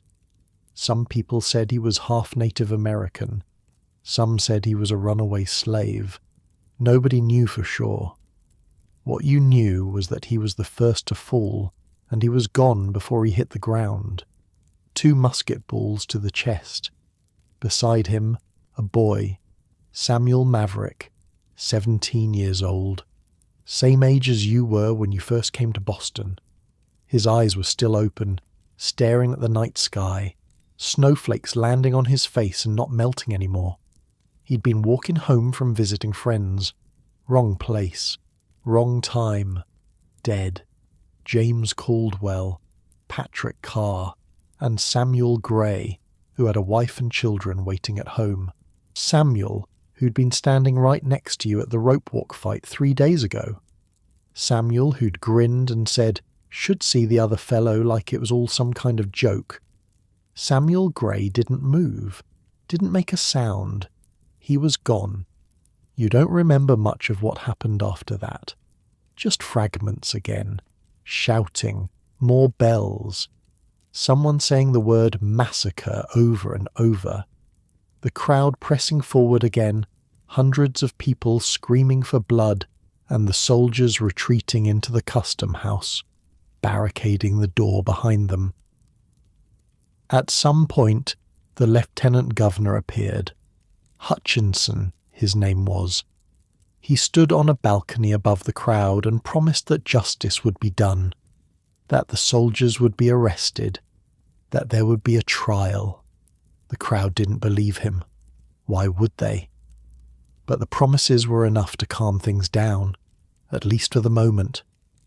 Slowly, reluctantly, people began to drift away. You stayed. You stayed until they loaded Samuel's body onto a cart, until they covered him with a sheet that turned red within seconds, until the cart rolled away toward wherever they took the dead, its wheels leaving tracks in the bloody snow. Then you walked home. The streets were quiet now. Everyone had gone inside, stunned into silence by what had happened. You walked through the empty lanes like a ghost, your feet moving without any input from your brain. Your hands were shaking. You couldn't make them stop. Blood on the snow. That's what you kept seeing every time you blinked. The way it spread, dark and wet, steaming slightly in the cold air. The way Samuel had fallen slow, like time itself had stretched out to make sure you saw every moment of it. You passed the custom house again without meaning to. The soldiers were gone now, arrested and taken away. But the blood was still there, dark stains on the white ground, and people had started gathering, staring at it, pointing, talking in hushed voices. A woman was crying somewhere nearby. A man was shouting that this was war, that the time for talking was over. Someone else was praying, the words drifting through the cold air like smoke. You kept walking. At the boarding house, Mistress Hutchins took one look at your face and didn't ask any questions, just handed you a cup of something warm and guided you to a chair by the fire. You sat there until dawn, didn't sleep, didn't speak, just stared at the flames and thought about Samuel Gray. He had a wife, 2 children. They were probably awake right now, waiting for him to come home. Maybe they'd heard the bells, the shots, the screaming. Maybe they were sitting by their own fire, hoping, praying that he was safe. He wasn't safe. He was dead in the street because he'd been angry at the same things everyone was angry at. Because he'd been standing in the wrong place at the wrong moment. Because 8 soldiers had panicked and fired their muskets into a crowd of unarmed people. You thought about the soldier who'd shot him, wondered if he was feeling anything right now. Guilt, fear, relief that he'd survived. You thought about Captain Preston, the look on his face after the shooting stopped, the horror of a man who'd just watched everything fall apart. You thought about the boy from the funeral, Christopher Sider, 11 years old, and now Samuel, and Crispus Attucks, the sailor with the strong hands, and that 17-year-old boy whose name you didn't even know. How many more? How many more bodies before this was over? Outside you could hear voices, people moving through the streets again, the shock wearing off, the anger taking its place. Word was spreading across the city, across the colony, and by morning everyone would know what had happened on King Street. The soldiers had fired on civilians. 5 men were dead. Everything had changed. You thought about Eads, about Paul and Joseph and all the others at the Green Dragon. They'd been saying for months that something had to give. Well, it had given. The rope had finally snapped, and now there was no putting it back together. The fire burned low. The sky outside the window turned from black to grey. A new day was starting. The 6th of March, 1770. The first day of whatever came next. Somewhere in the city, Samuel's wife was waking up to find that her husband wasn't coming home. Somewhere, children were learning that their father was gone. And somewhere, 8 soldiers were sitting in jail cells, waiting to find out if they'd hang for what they'd done. You closed your eyes, just for a moment, and in the darkness behind your lids you could still see it. The flash of muskets, the blood on the snow, Samuel falling slow, like he was kneeling to pray. The boy's eyes still open, staring at nothing. Some things you never stop seeing. Some nights never really end. They buried them 3 days later, all 5 of them, together.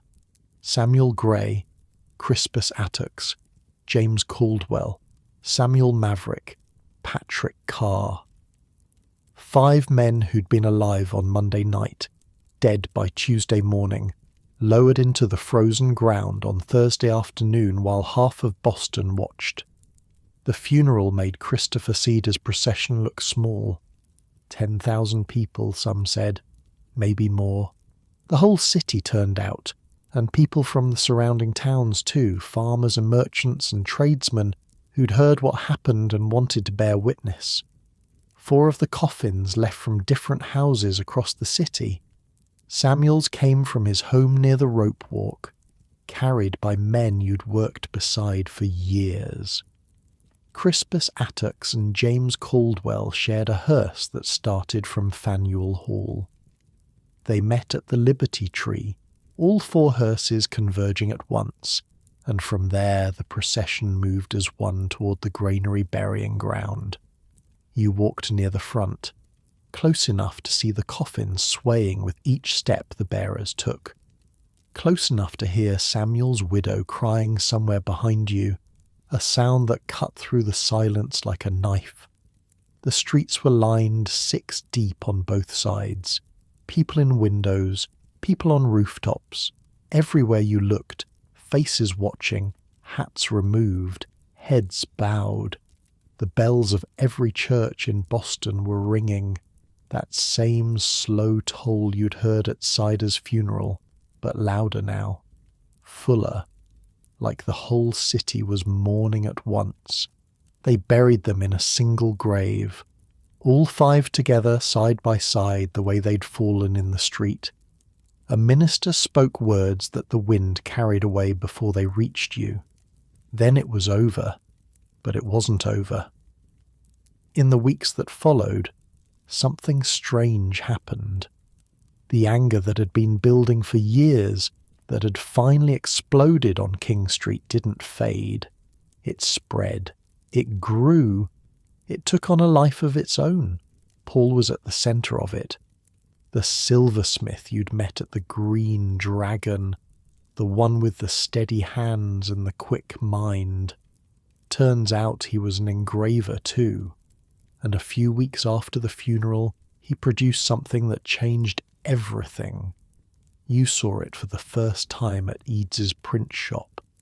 A copper plate engraving showing the massacre as Paul imagined it. British soldiers lined up in neat rows, firing in unison into a helpless crowd. Captain Preston standing behind them with his sword raised, ordering the volley. The custom house in the background relabeled Butcher's Hall. Bodies falling, blood pooling, smoke rising from the muskets. Here's the thing about this engraving. Paul didn't actually see the massacre. He wasn't there. He based it partly on another engraver's work, a guy named Henry Pelham, who was furious when he found out, called Paul a thief. But Paul got his version printed first, and that's the one everyone remembers. The colours were garish. Bright red coats on the soldiers, bright red blood on the cobblestones, a blue sky overhead that made the whole scene look almost cheerful, which somehow made it worse, like a children's picture book about murder. And here's another thing. In the engraving, the soldiers are white. In reality, one of them was black, a guy named Andrew. But Paul made him white in the picture because propaganda doesn't do nuance. And Crispus Attucks, the first to fall, the man of African and native descent, he's barely visible in the image at all. It wasn't accurate. You'd been there. You knew it hadn't happened like that, all orderly and deliberate. It had been chaos, confusion, scared men on both sides making terrible decisions in a matter of seconds. The soldiers hadn't been lined up neatly. Captain Preston hadn't raised his sword like some kind of conductor. The crowd hadn't been innocent bystanders standing peacefully in the street. But accuracy wasn't the point. The point was the feeling, the outrage, the image of British tyranny made visible, something people could look at and understand without needing to read a word. "It's propaganda," you said to Edie's the first time you saw it. He shrugged. "It's the truth, just simplified. That's not what happened. It's what people need to believe happened." He looked at you with those tired eyes. "You think the king tells the truth about us? You think Parliament debates the facts before they pass their taxes? This is a war, Daniel, and in war the story matters as much as the sword. Edie's printed hundreds of copies, then thousands. They spread across the colonies like fire through dry grass. Boston, New York, Philadelphia, Charleston. Everywhere people looked at that engraving and saw what the British were capable of, what they'd done, what they might do again. You kept a copy for yourself, pinned it to the wall above your bed in the boarding house. Some nights you'd lie there staring at it, trying to match the neat lines of the engraving to the messy reality of what you'd witnessed. They never quite fit together. But maybe that didn't matter. Maybe what mattered was that people were paying attention now. The whole world was watching Boston. The trials came in the fall. Captain Preston went first, in October, then the soldiers, in November and December. The whole city was holding its breath, waiting to see what would happen. Would they hang? Would there be justice for the 5 men in the granary? The defence lawyer surprised everyone.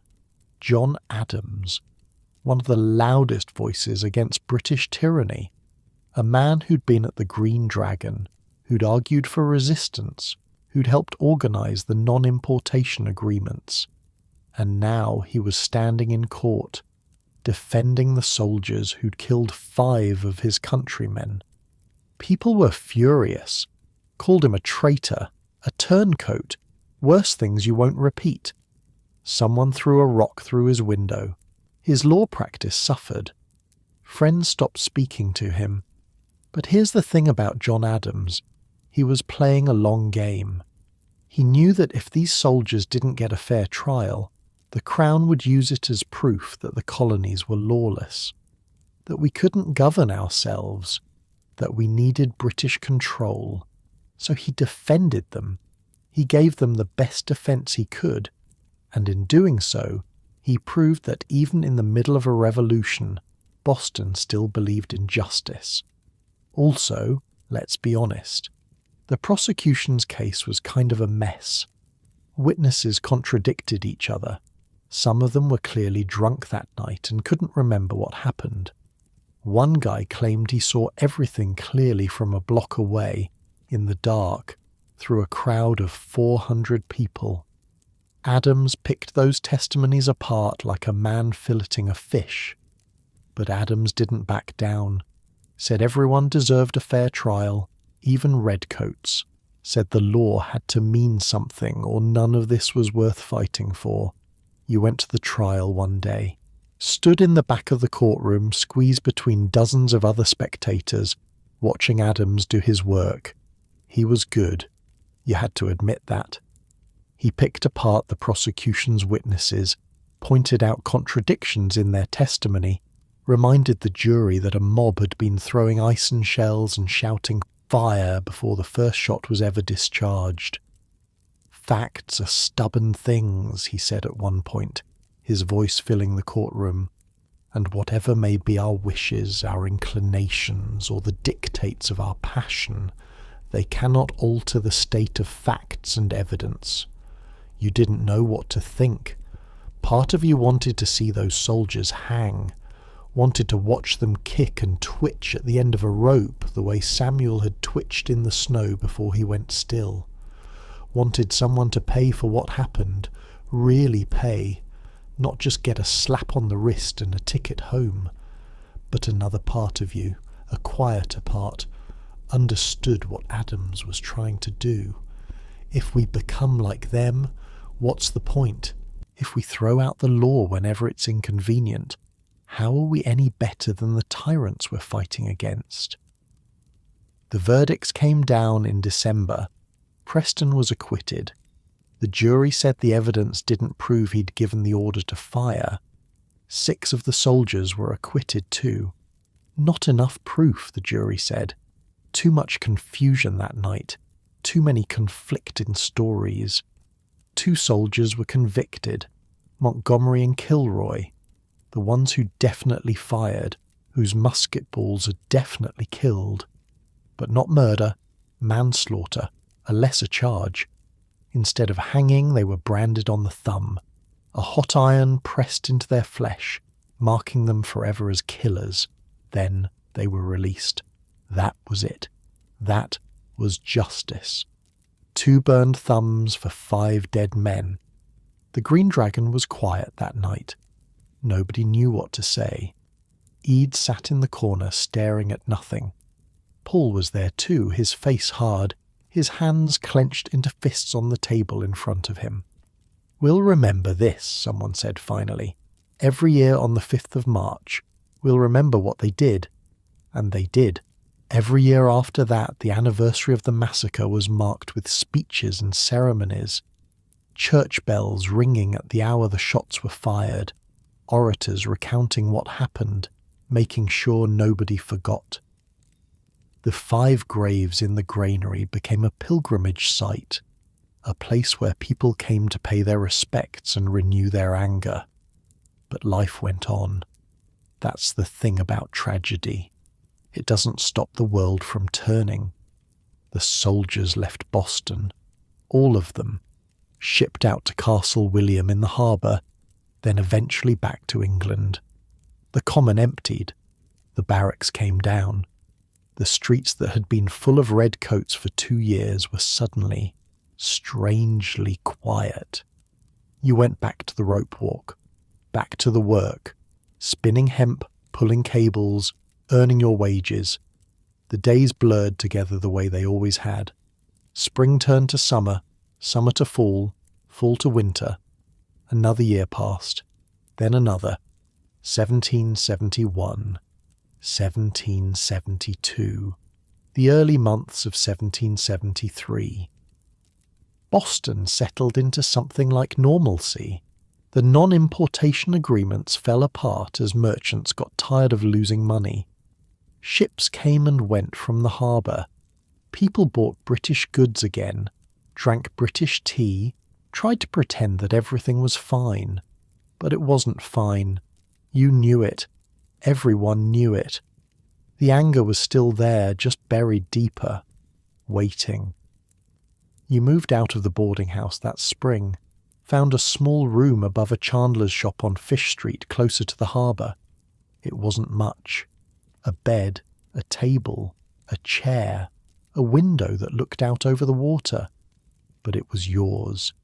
The first space you'd ever had that belonged to just you. At night, you'd sit by that window and watch the ships at anchor. their lanterns swaying with the tide. You'd think about all the places those ships had been. London, Liverpool, the Sugar Islands, Africa. A whole world out there that you'd never seen, might never see. Sometimes you wondered what would have happened if you'd gone with William, shipped out to the West Indies, left all this behind. But you hadn't. You'd stayed. And now you were too deep in to leave. At the Green Dragon, the meetings continued. Smaller now, quieter. The fever pitch of 69 and 70 had faded, but the core group remained. Edie's and Paul and Joseph and the others, planning, watching, waiting for the next move. You turned 25, then 26. The scars on your knuckles from the rope walk fight faded to white lines. The images from that night on King Street grew softer around the edges, less sharp, though they never disappeared entirely. Some mornings you'd wake up and for a moment you wouldn't remember. Then it would all come flooding back. Samuel's widow remarried. You heard about it from James, who still worked at the rope walk near Griffin's Wharf. A good man, he said, a carpenter. Someone who could take care of her and the children. You were glad for her. Glad that life could continue, that grief didn't have to last forever. James had married his Sarah by then, had a baby on the way. He talked about the future now in a way he never had before, about the shop he wanted to open, the life he wanted to build. He still came to the Green Dragon sometimes, but less often. He had other things to think about. You understood. People change. Priorities shift. The fire that burns so hot in your 20s starts to cool as you get older, as you realise that revolutions are long and life is short and there are other things worth caring about. But you hadn't cooled. Not yet. The memory of Samuel falling kept the fire lit. The sight of those soldiers marching away unpunished, the knowledge that nothing had really changed, that the king still saw you as subjects to be taxed and controlled, that all the blood spilled on King Street had bought nothing but a temporary reprieve. Something else would happen, you were sure of it. Parliament would push again, and Boston would push back, and the whole cycle would start over. It was just a matter of time. In the spring of 1773, word came from London. A new act. Something about tea. You didn't pay much attention at first. Tea seemed like such a small thing compared to everything that had happened. The Tea Act, they called it.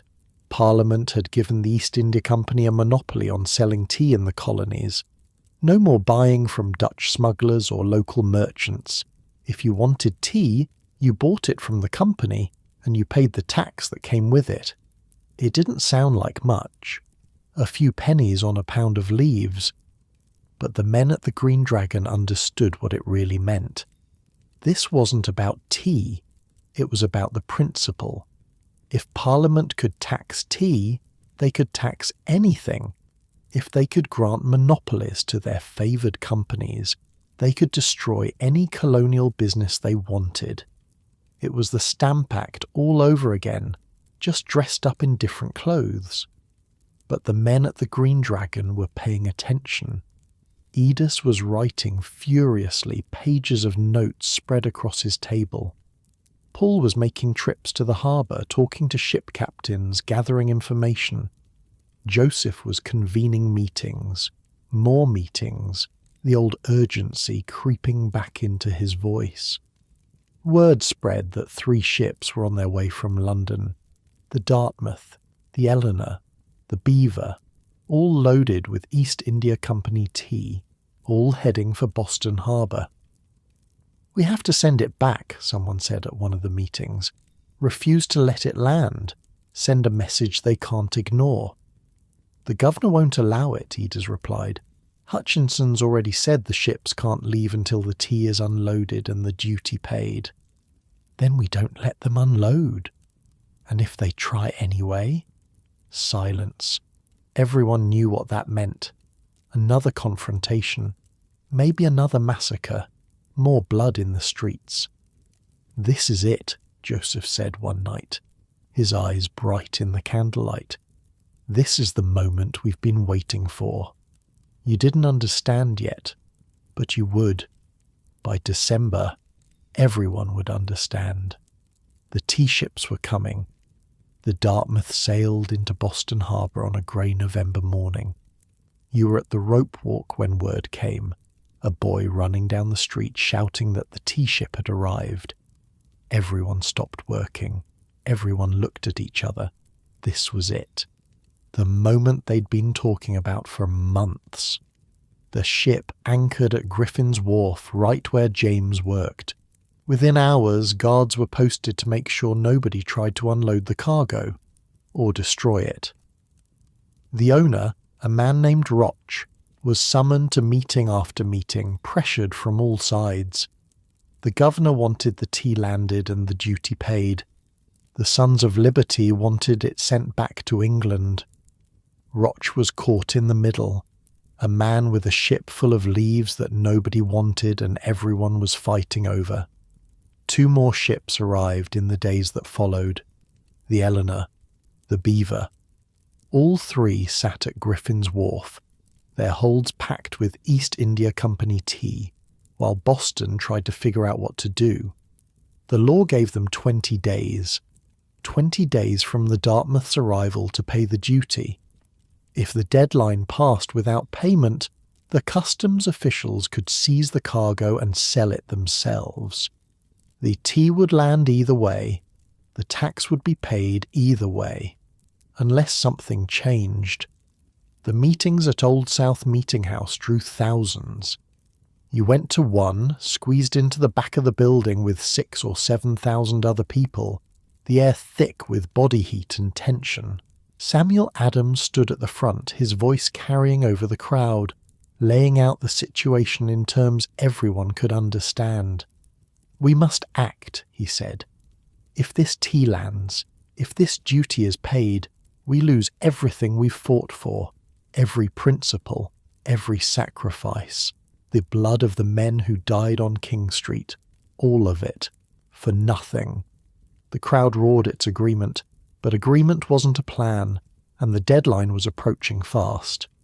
December 16th, a Thursday, cold and clear. The kind of winter day where the sky looks like pale blue glass and your breath hangs in the air like smoke. You went to work that morning like any other day, but everyone knew something was going to happen. The final meeting was scheduled for that afternoon. Roch had been sent to ask the governor one last time for permission to leave without unloading. Everyone was waiting to hear what Hutchinson would say. The answer came around 6 in the evening, just as darkness was falling. Roch returned from the governor's mansion with the news everyone expected. No, the ships could not leave. The tea would be landed. The duty would be paid. That was the end of it. Except it wasn't. Samuel Adams stood up in the crowded meeting house and spoke the words that everyone was waiting for. "This meeting can do nothing more to save the country." That was the signal.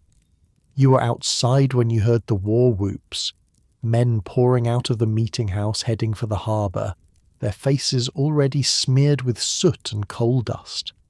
Some wore blankets wrapped around their shoulders. Some had feathers stuck in their hats. They're dressed as Indians, or something like Indians, a disguise that fooled no one but gave everyone deniability. You fell in with them, didn't think about it, just started walking, then jogging, then running toward Griffin's Wharf. Your heart was pounding, your hands were shaking, but your feet knew where to go. By the time you reached the wharf, there were maybe 150 men gathered, maybe more. It was hard to count in the darkness with everyone's faces blackened, everyone dressed in the same rough disguises. You recognized some of them anyway. Men from the rope walk, men from the Green Dragon. Paul was there, somewhere. James too. You could feel their presence even if you couldn't see their faces. Someone handed you a hatchet. Someone else pointed you toward the Dartmouth. "Chests are in the hold," he said. "Drag them up, break them open, dump the tea, nothing else. Don't take anything. Don't damage anything except the tea. Understood?" You nodded. You understood. The work was hard, harder than you expected. Each chest weighed maybe 400 pounds, and they had to be hauled up from the hold by hand, dragged across the deck, broken open with axes and hatchets, then dumped over the side. The tea floated at first, spreading across the dark water like a stain. Then it started to sink, or drift away with the current, and you'd go back for another chest. Here's something nobody tells you about the Boston Tea Party. It took 3 hours. 3 hours of back-breaking labour. In the cold, in the dark, with wet feet and blistered hands and lungs full of tea dust. This wasn't some quick symbolic gesture. This was work. Real work. The kind of work that leaves you sore for days. And here's another thing. The men were incredibly careful not to damage anything except the tea. Someone accidentally broke a padlock. They replaced it the next day. Someone's shoes got tea in them. They shook them out over the water. A guy tried to stuff some tea in his pockets to take home. The others beat him up and threw him off the ship. This wasn't looting. This was a statement. The smell was everywhere. Rich and earthy, almost sweet. It mixed with the salt of the harbour and the tar of the ships and the sweat of the men working beside you. Your hands blistered, then bled, then went numb. Your shoulders burned from the hauling. But you kept going. Everyone kept going. At one point you paused to catch your breath and looked around. The deck was chaos. Men swarming over the chests, hatchets rising and falling, tea cascading over the gunwale into the black water below. But it was organised chaos, controlled. Nobody was looting. Nobody was smashing things for the sake of smashing them. This was work, honest work, the kind you'd done your whole life, just with a different purpose tonight. A man worked beside you whose face you couldn't see through the soot, but you knew his hands, workers' hands, calloused and strong.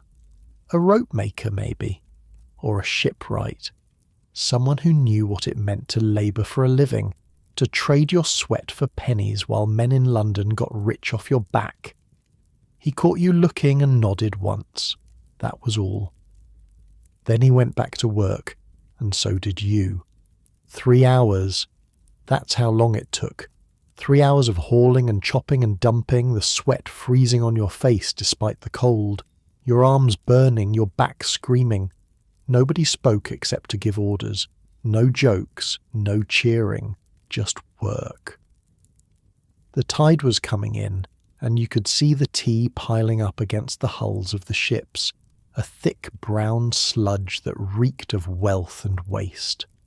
Some of the boys in the crowd had waded out to their knees, pushing the tea away from shore with oars and paddles, making sure none of it could be salvaged. 342 chests, 92,000 pounds of tea, worth more than 10,000 pounds sterling. In today's money, that's roughly $1.7 million. All of it gone, floating in Boston Harbour, steeping in the salt water like the world's biggest, most expensive, most illegal pot of tea. The tide was so thick with tea that for days afterward you could smell it from anywhere in town.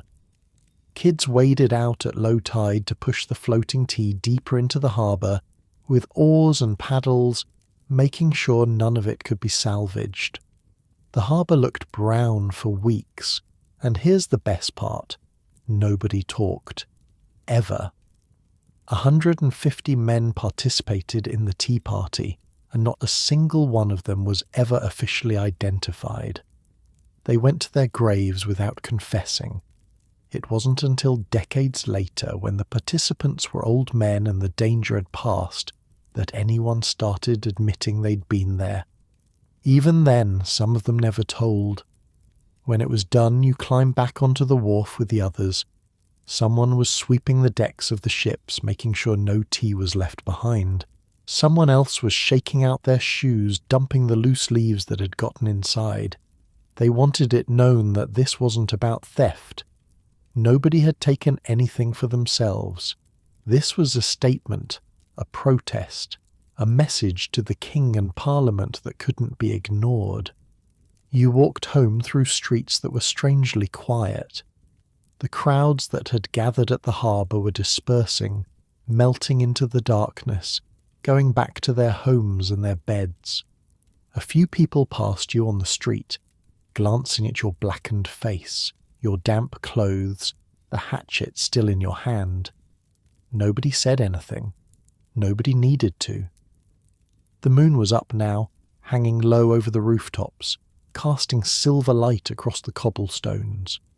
Your footsteps echoed in the empty lanes. You walked past the old state house, past the spot where Samuel Gray had fallen, past the Green Dragon with its windows dark and its doors shut tight. The city felt different tonight. Smaller somehow. Or maybe you felt bigger, like you'd grown into something you hadn't been before. Not a hero, nothing so grand as that. Just a man who'd finally done something instead of just talking about it. At your room on Fish Street, you washed the soot from your face and hands. The water in the basin turned black. Your clothes smelled like tea, a rich, earthy smell that would linger for days. You hung them by the window to air out, then sat on the edge of your bed, too tired to sleep, too wired to rest. Outside, the harbour was quiet. The 3 ships sat at their moorings, their holds empty now, their decks clean. Somewhere out there, 92,000 pounds of tea was dissolving into the Atlantic, drifting out with the tide, gone forever. You thought about what would happen next. The king would hear about this. Parliament would hear about it. There would be consequences, probably severe ones. Boston had just dumped a fortune into the harbour, had openly defied the crown in a way that couldn't be explained away or smoothed over. This was different from riots and protests. This was destruction of property. This was rebellion. They would call it the Boston Tea Party, eventually. Years later, when it had become legend instead of just something that happened on a cold December night. But you didn't know that yet.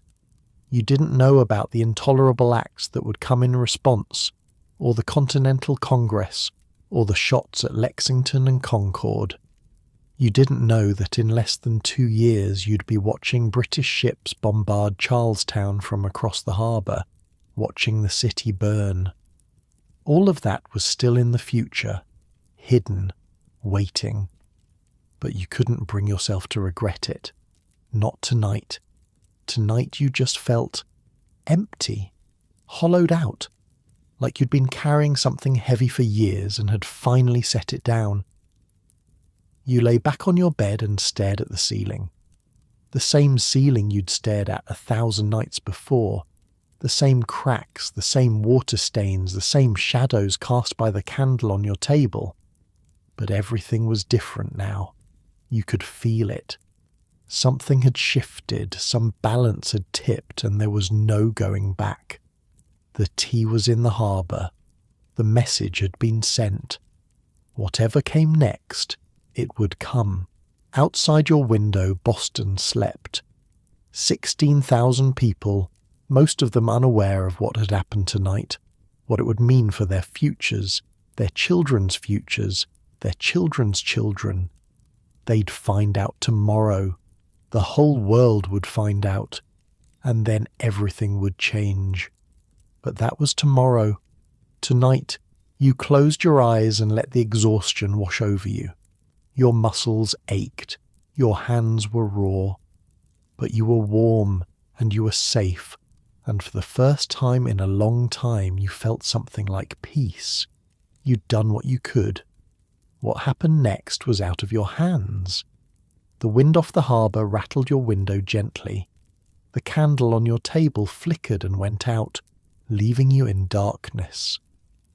Somewhere in the city a dog barked once and fell silent. The night wrapped around you like a blanket, soft and dark and quiet. This is how it was, how it really was. Not the paintings in museums or the stories in books. Not heroes in perfect costumes making speeches for the ages. Just ordinary people doing what they thought was right, scared and tired and uncertain, hoping that somehow it would all work out. You were one of them.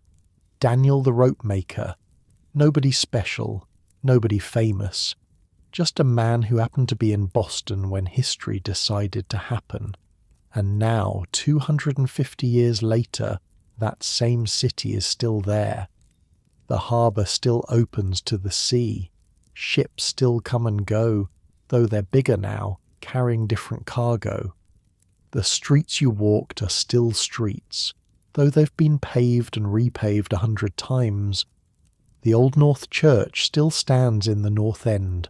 Faneuil Hall still stands downtown. The graves in the granary are still there, still visited, still remembered. The world changed. The country you helped create grew into something nobody could have imagined back then. Wars were fought. Laws were written.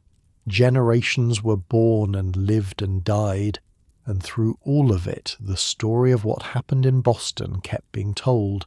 The tea in the harbour, the shots on King Street. The ordinary people who did extraordinary things because they believed they deserved to be free. That's the thing about history. It's not really about the past. It's about understanding how we got here. How all those small decisions, all those cold mornings and hard days and sleepless nights added up to something bigger than any one person could see at the time. You couldn't see it. Lying there in your room on Fish Street, the smell of tea still on your skin. You didn't know that the revolution was coming, that independence would be declared, that the country you helped birth would still be here in the 21st century. All you knew was that you were tired, and that tomorrow would bring whatever it brought, and that for now, for this one moment, you could rest. So close your eyes. Let the tension drain from your shoulders. Feel the warmth of your own bed, your own blankets, your own safe place in this complicated world. History is just people. People who lived and breathed and worried and hoped, just like you. People who made choices without knowing how they'd turn out. People who went to sleep at night wondering if they'd done the right thing. You're part of that chain now. Everyone who's ever lived is part of that chain. The past flowing into the present flowing into the future, all of it connected, all of it leading somewhere none of us can see. But you don't have to see it tonight. Tonight, you can just rest. Let the story settle into your bones. Let the images fade into dreams. The harbour, the tea, the ships rocking gently at anchor. Daniel walking home through empty streets, his work finally done. Sleep well. Tomorrow is another day, and history, as always, will be waiting.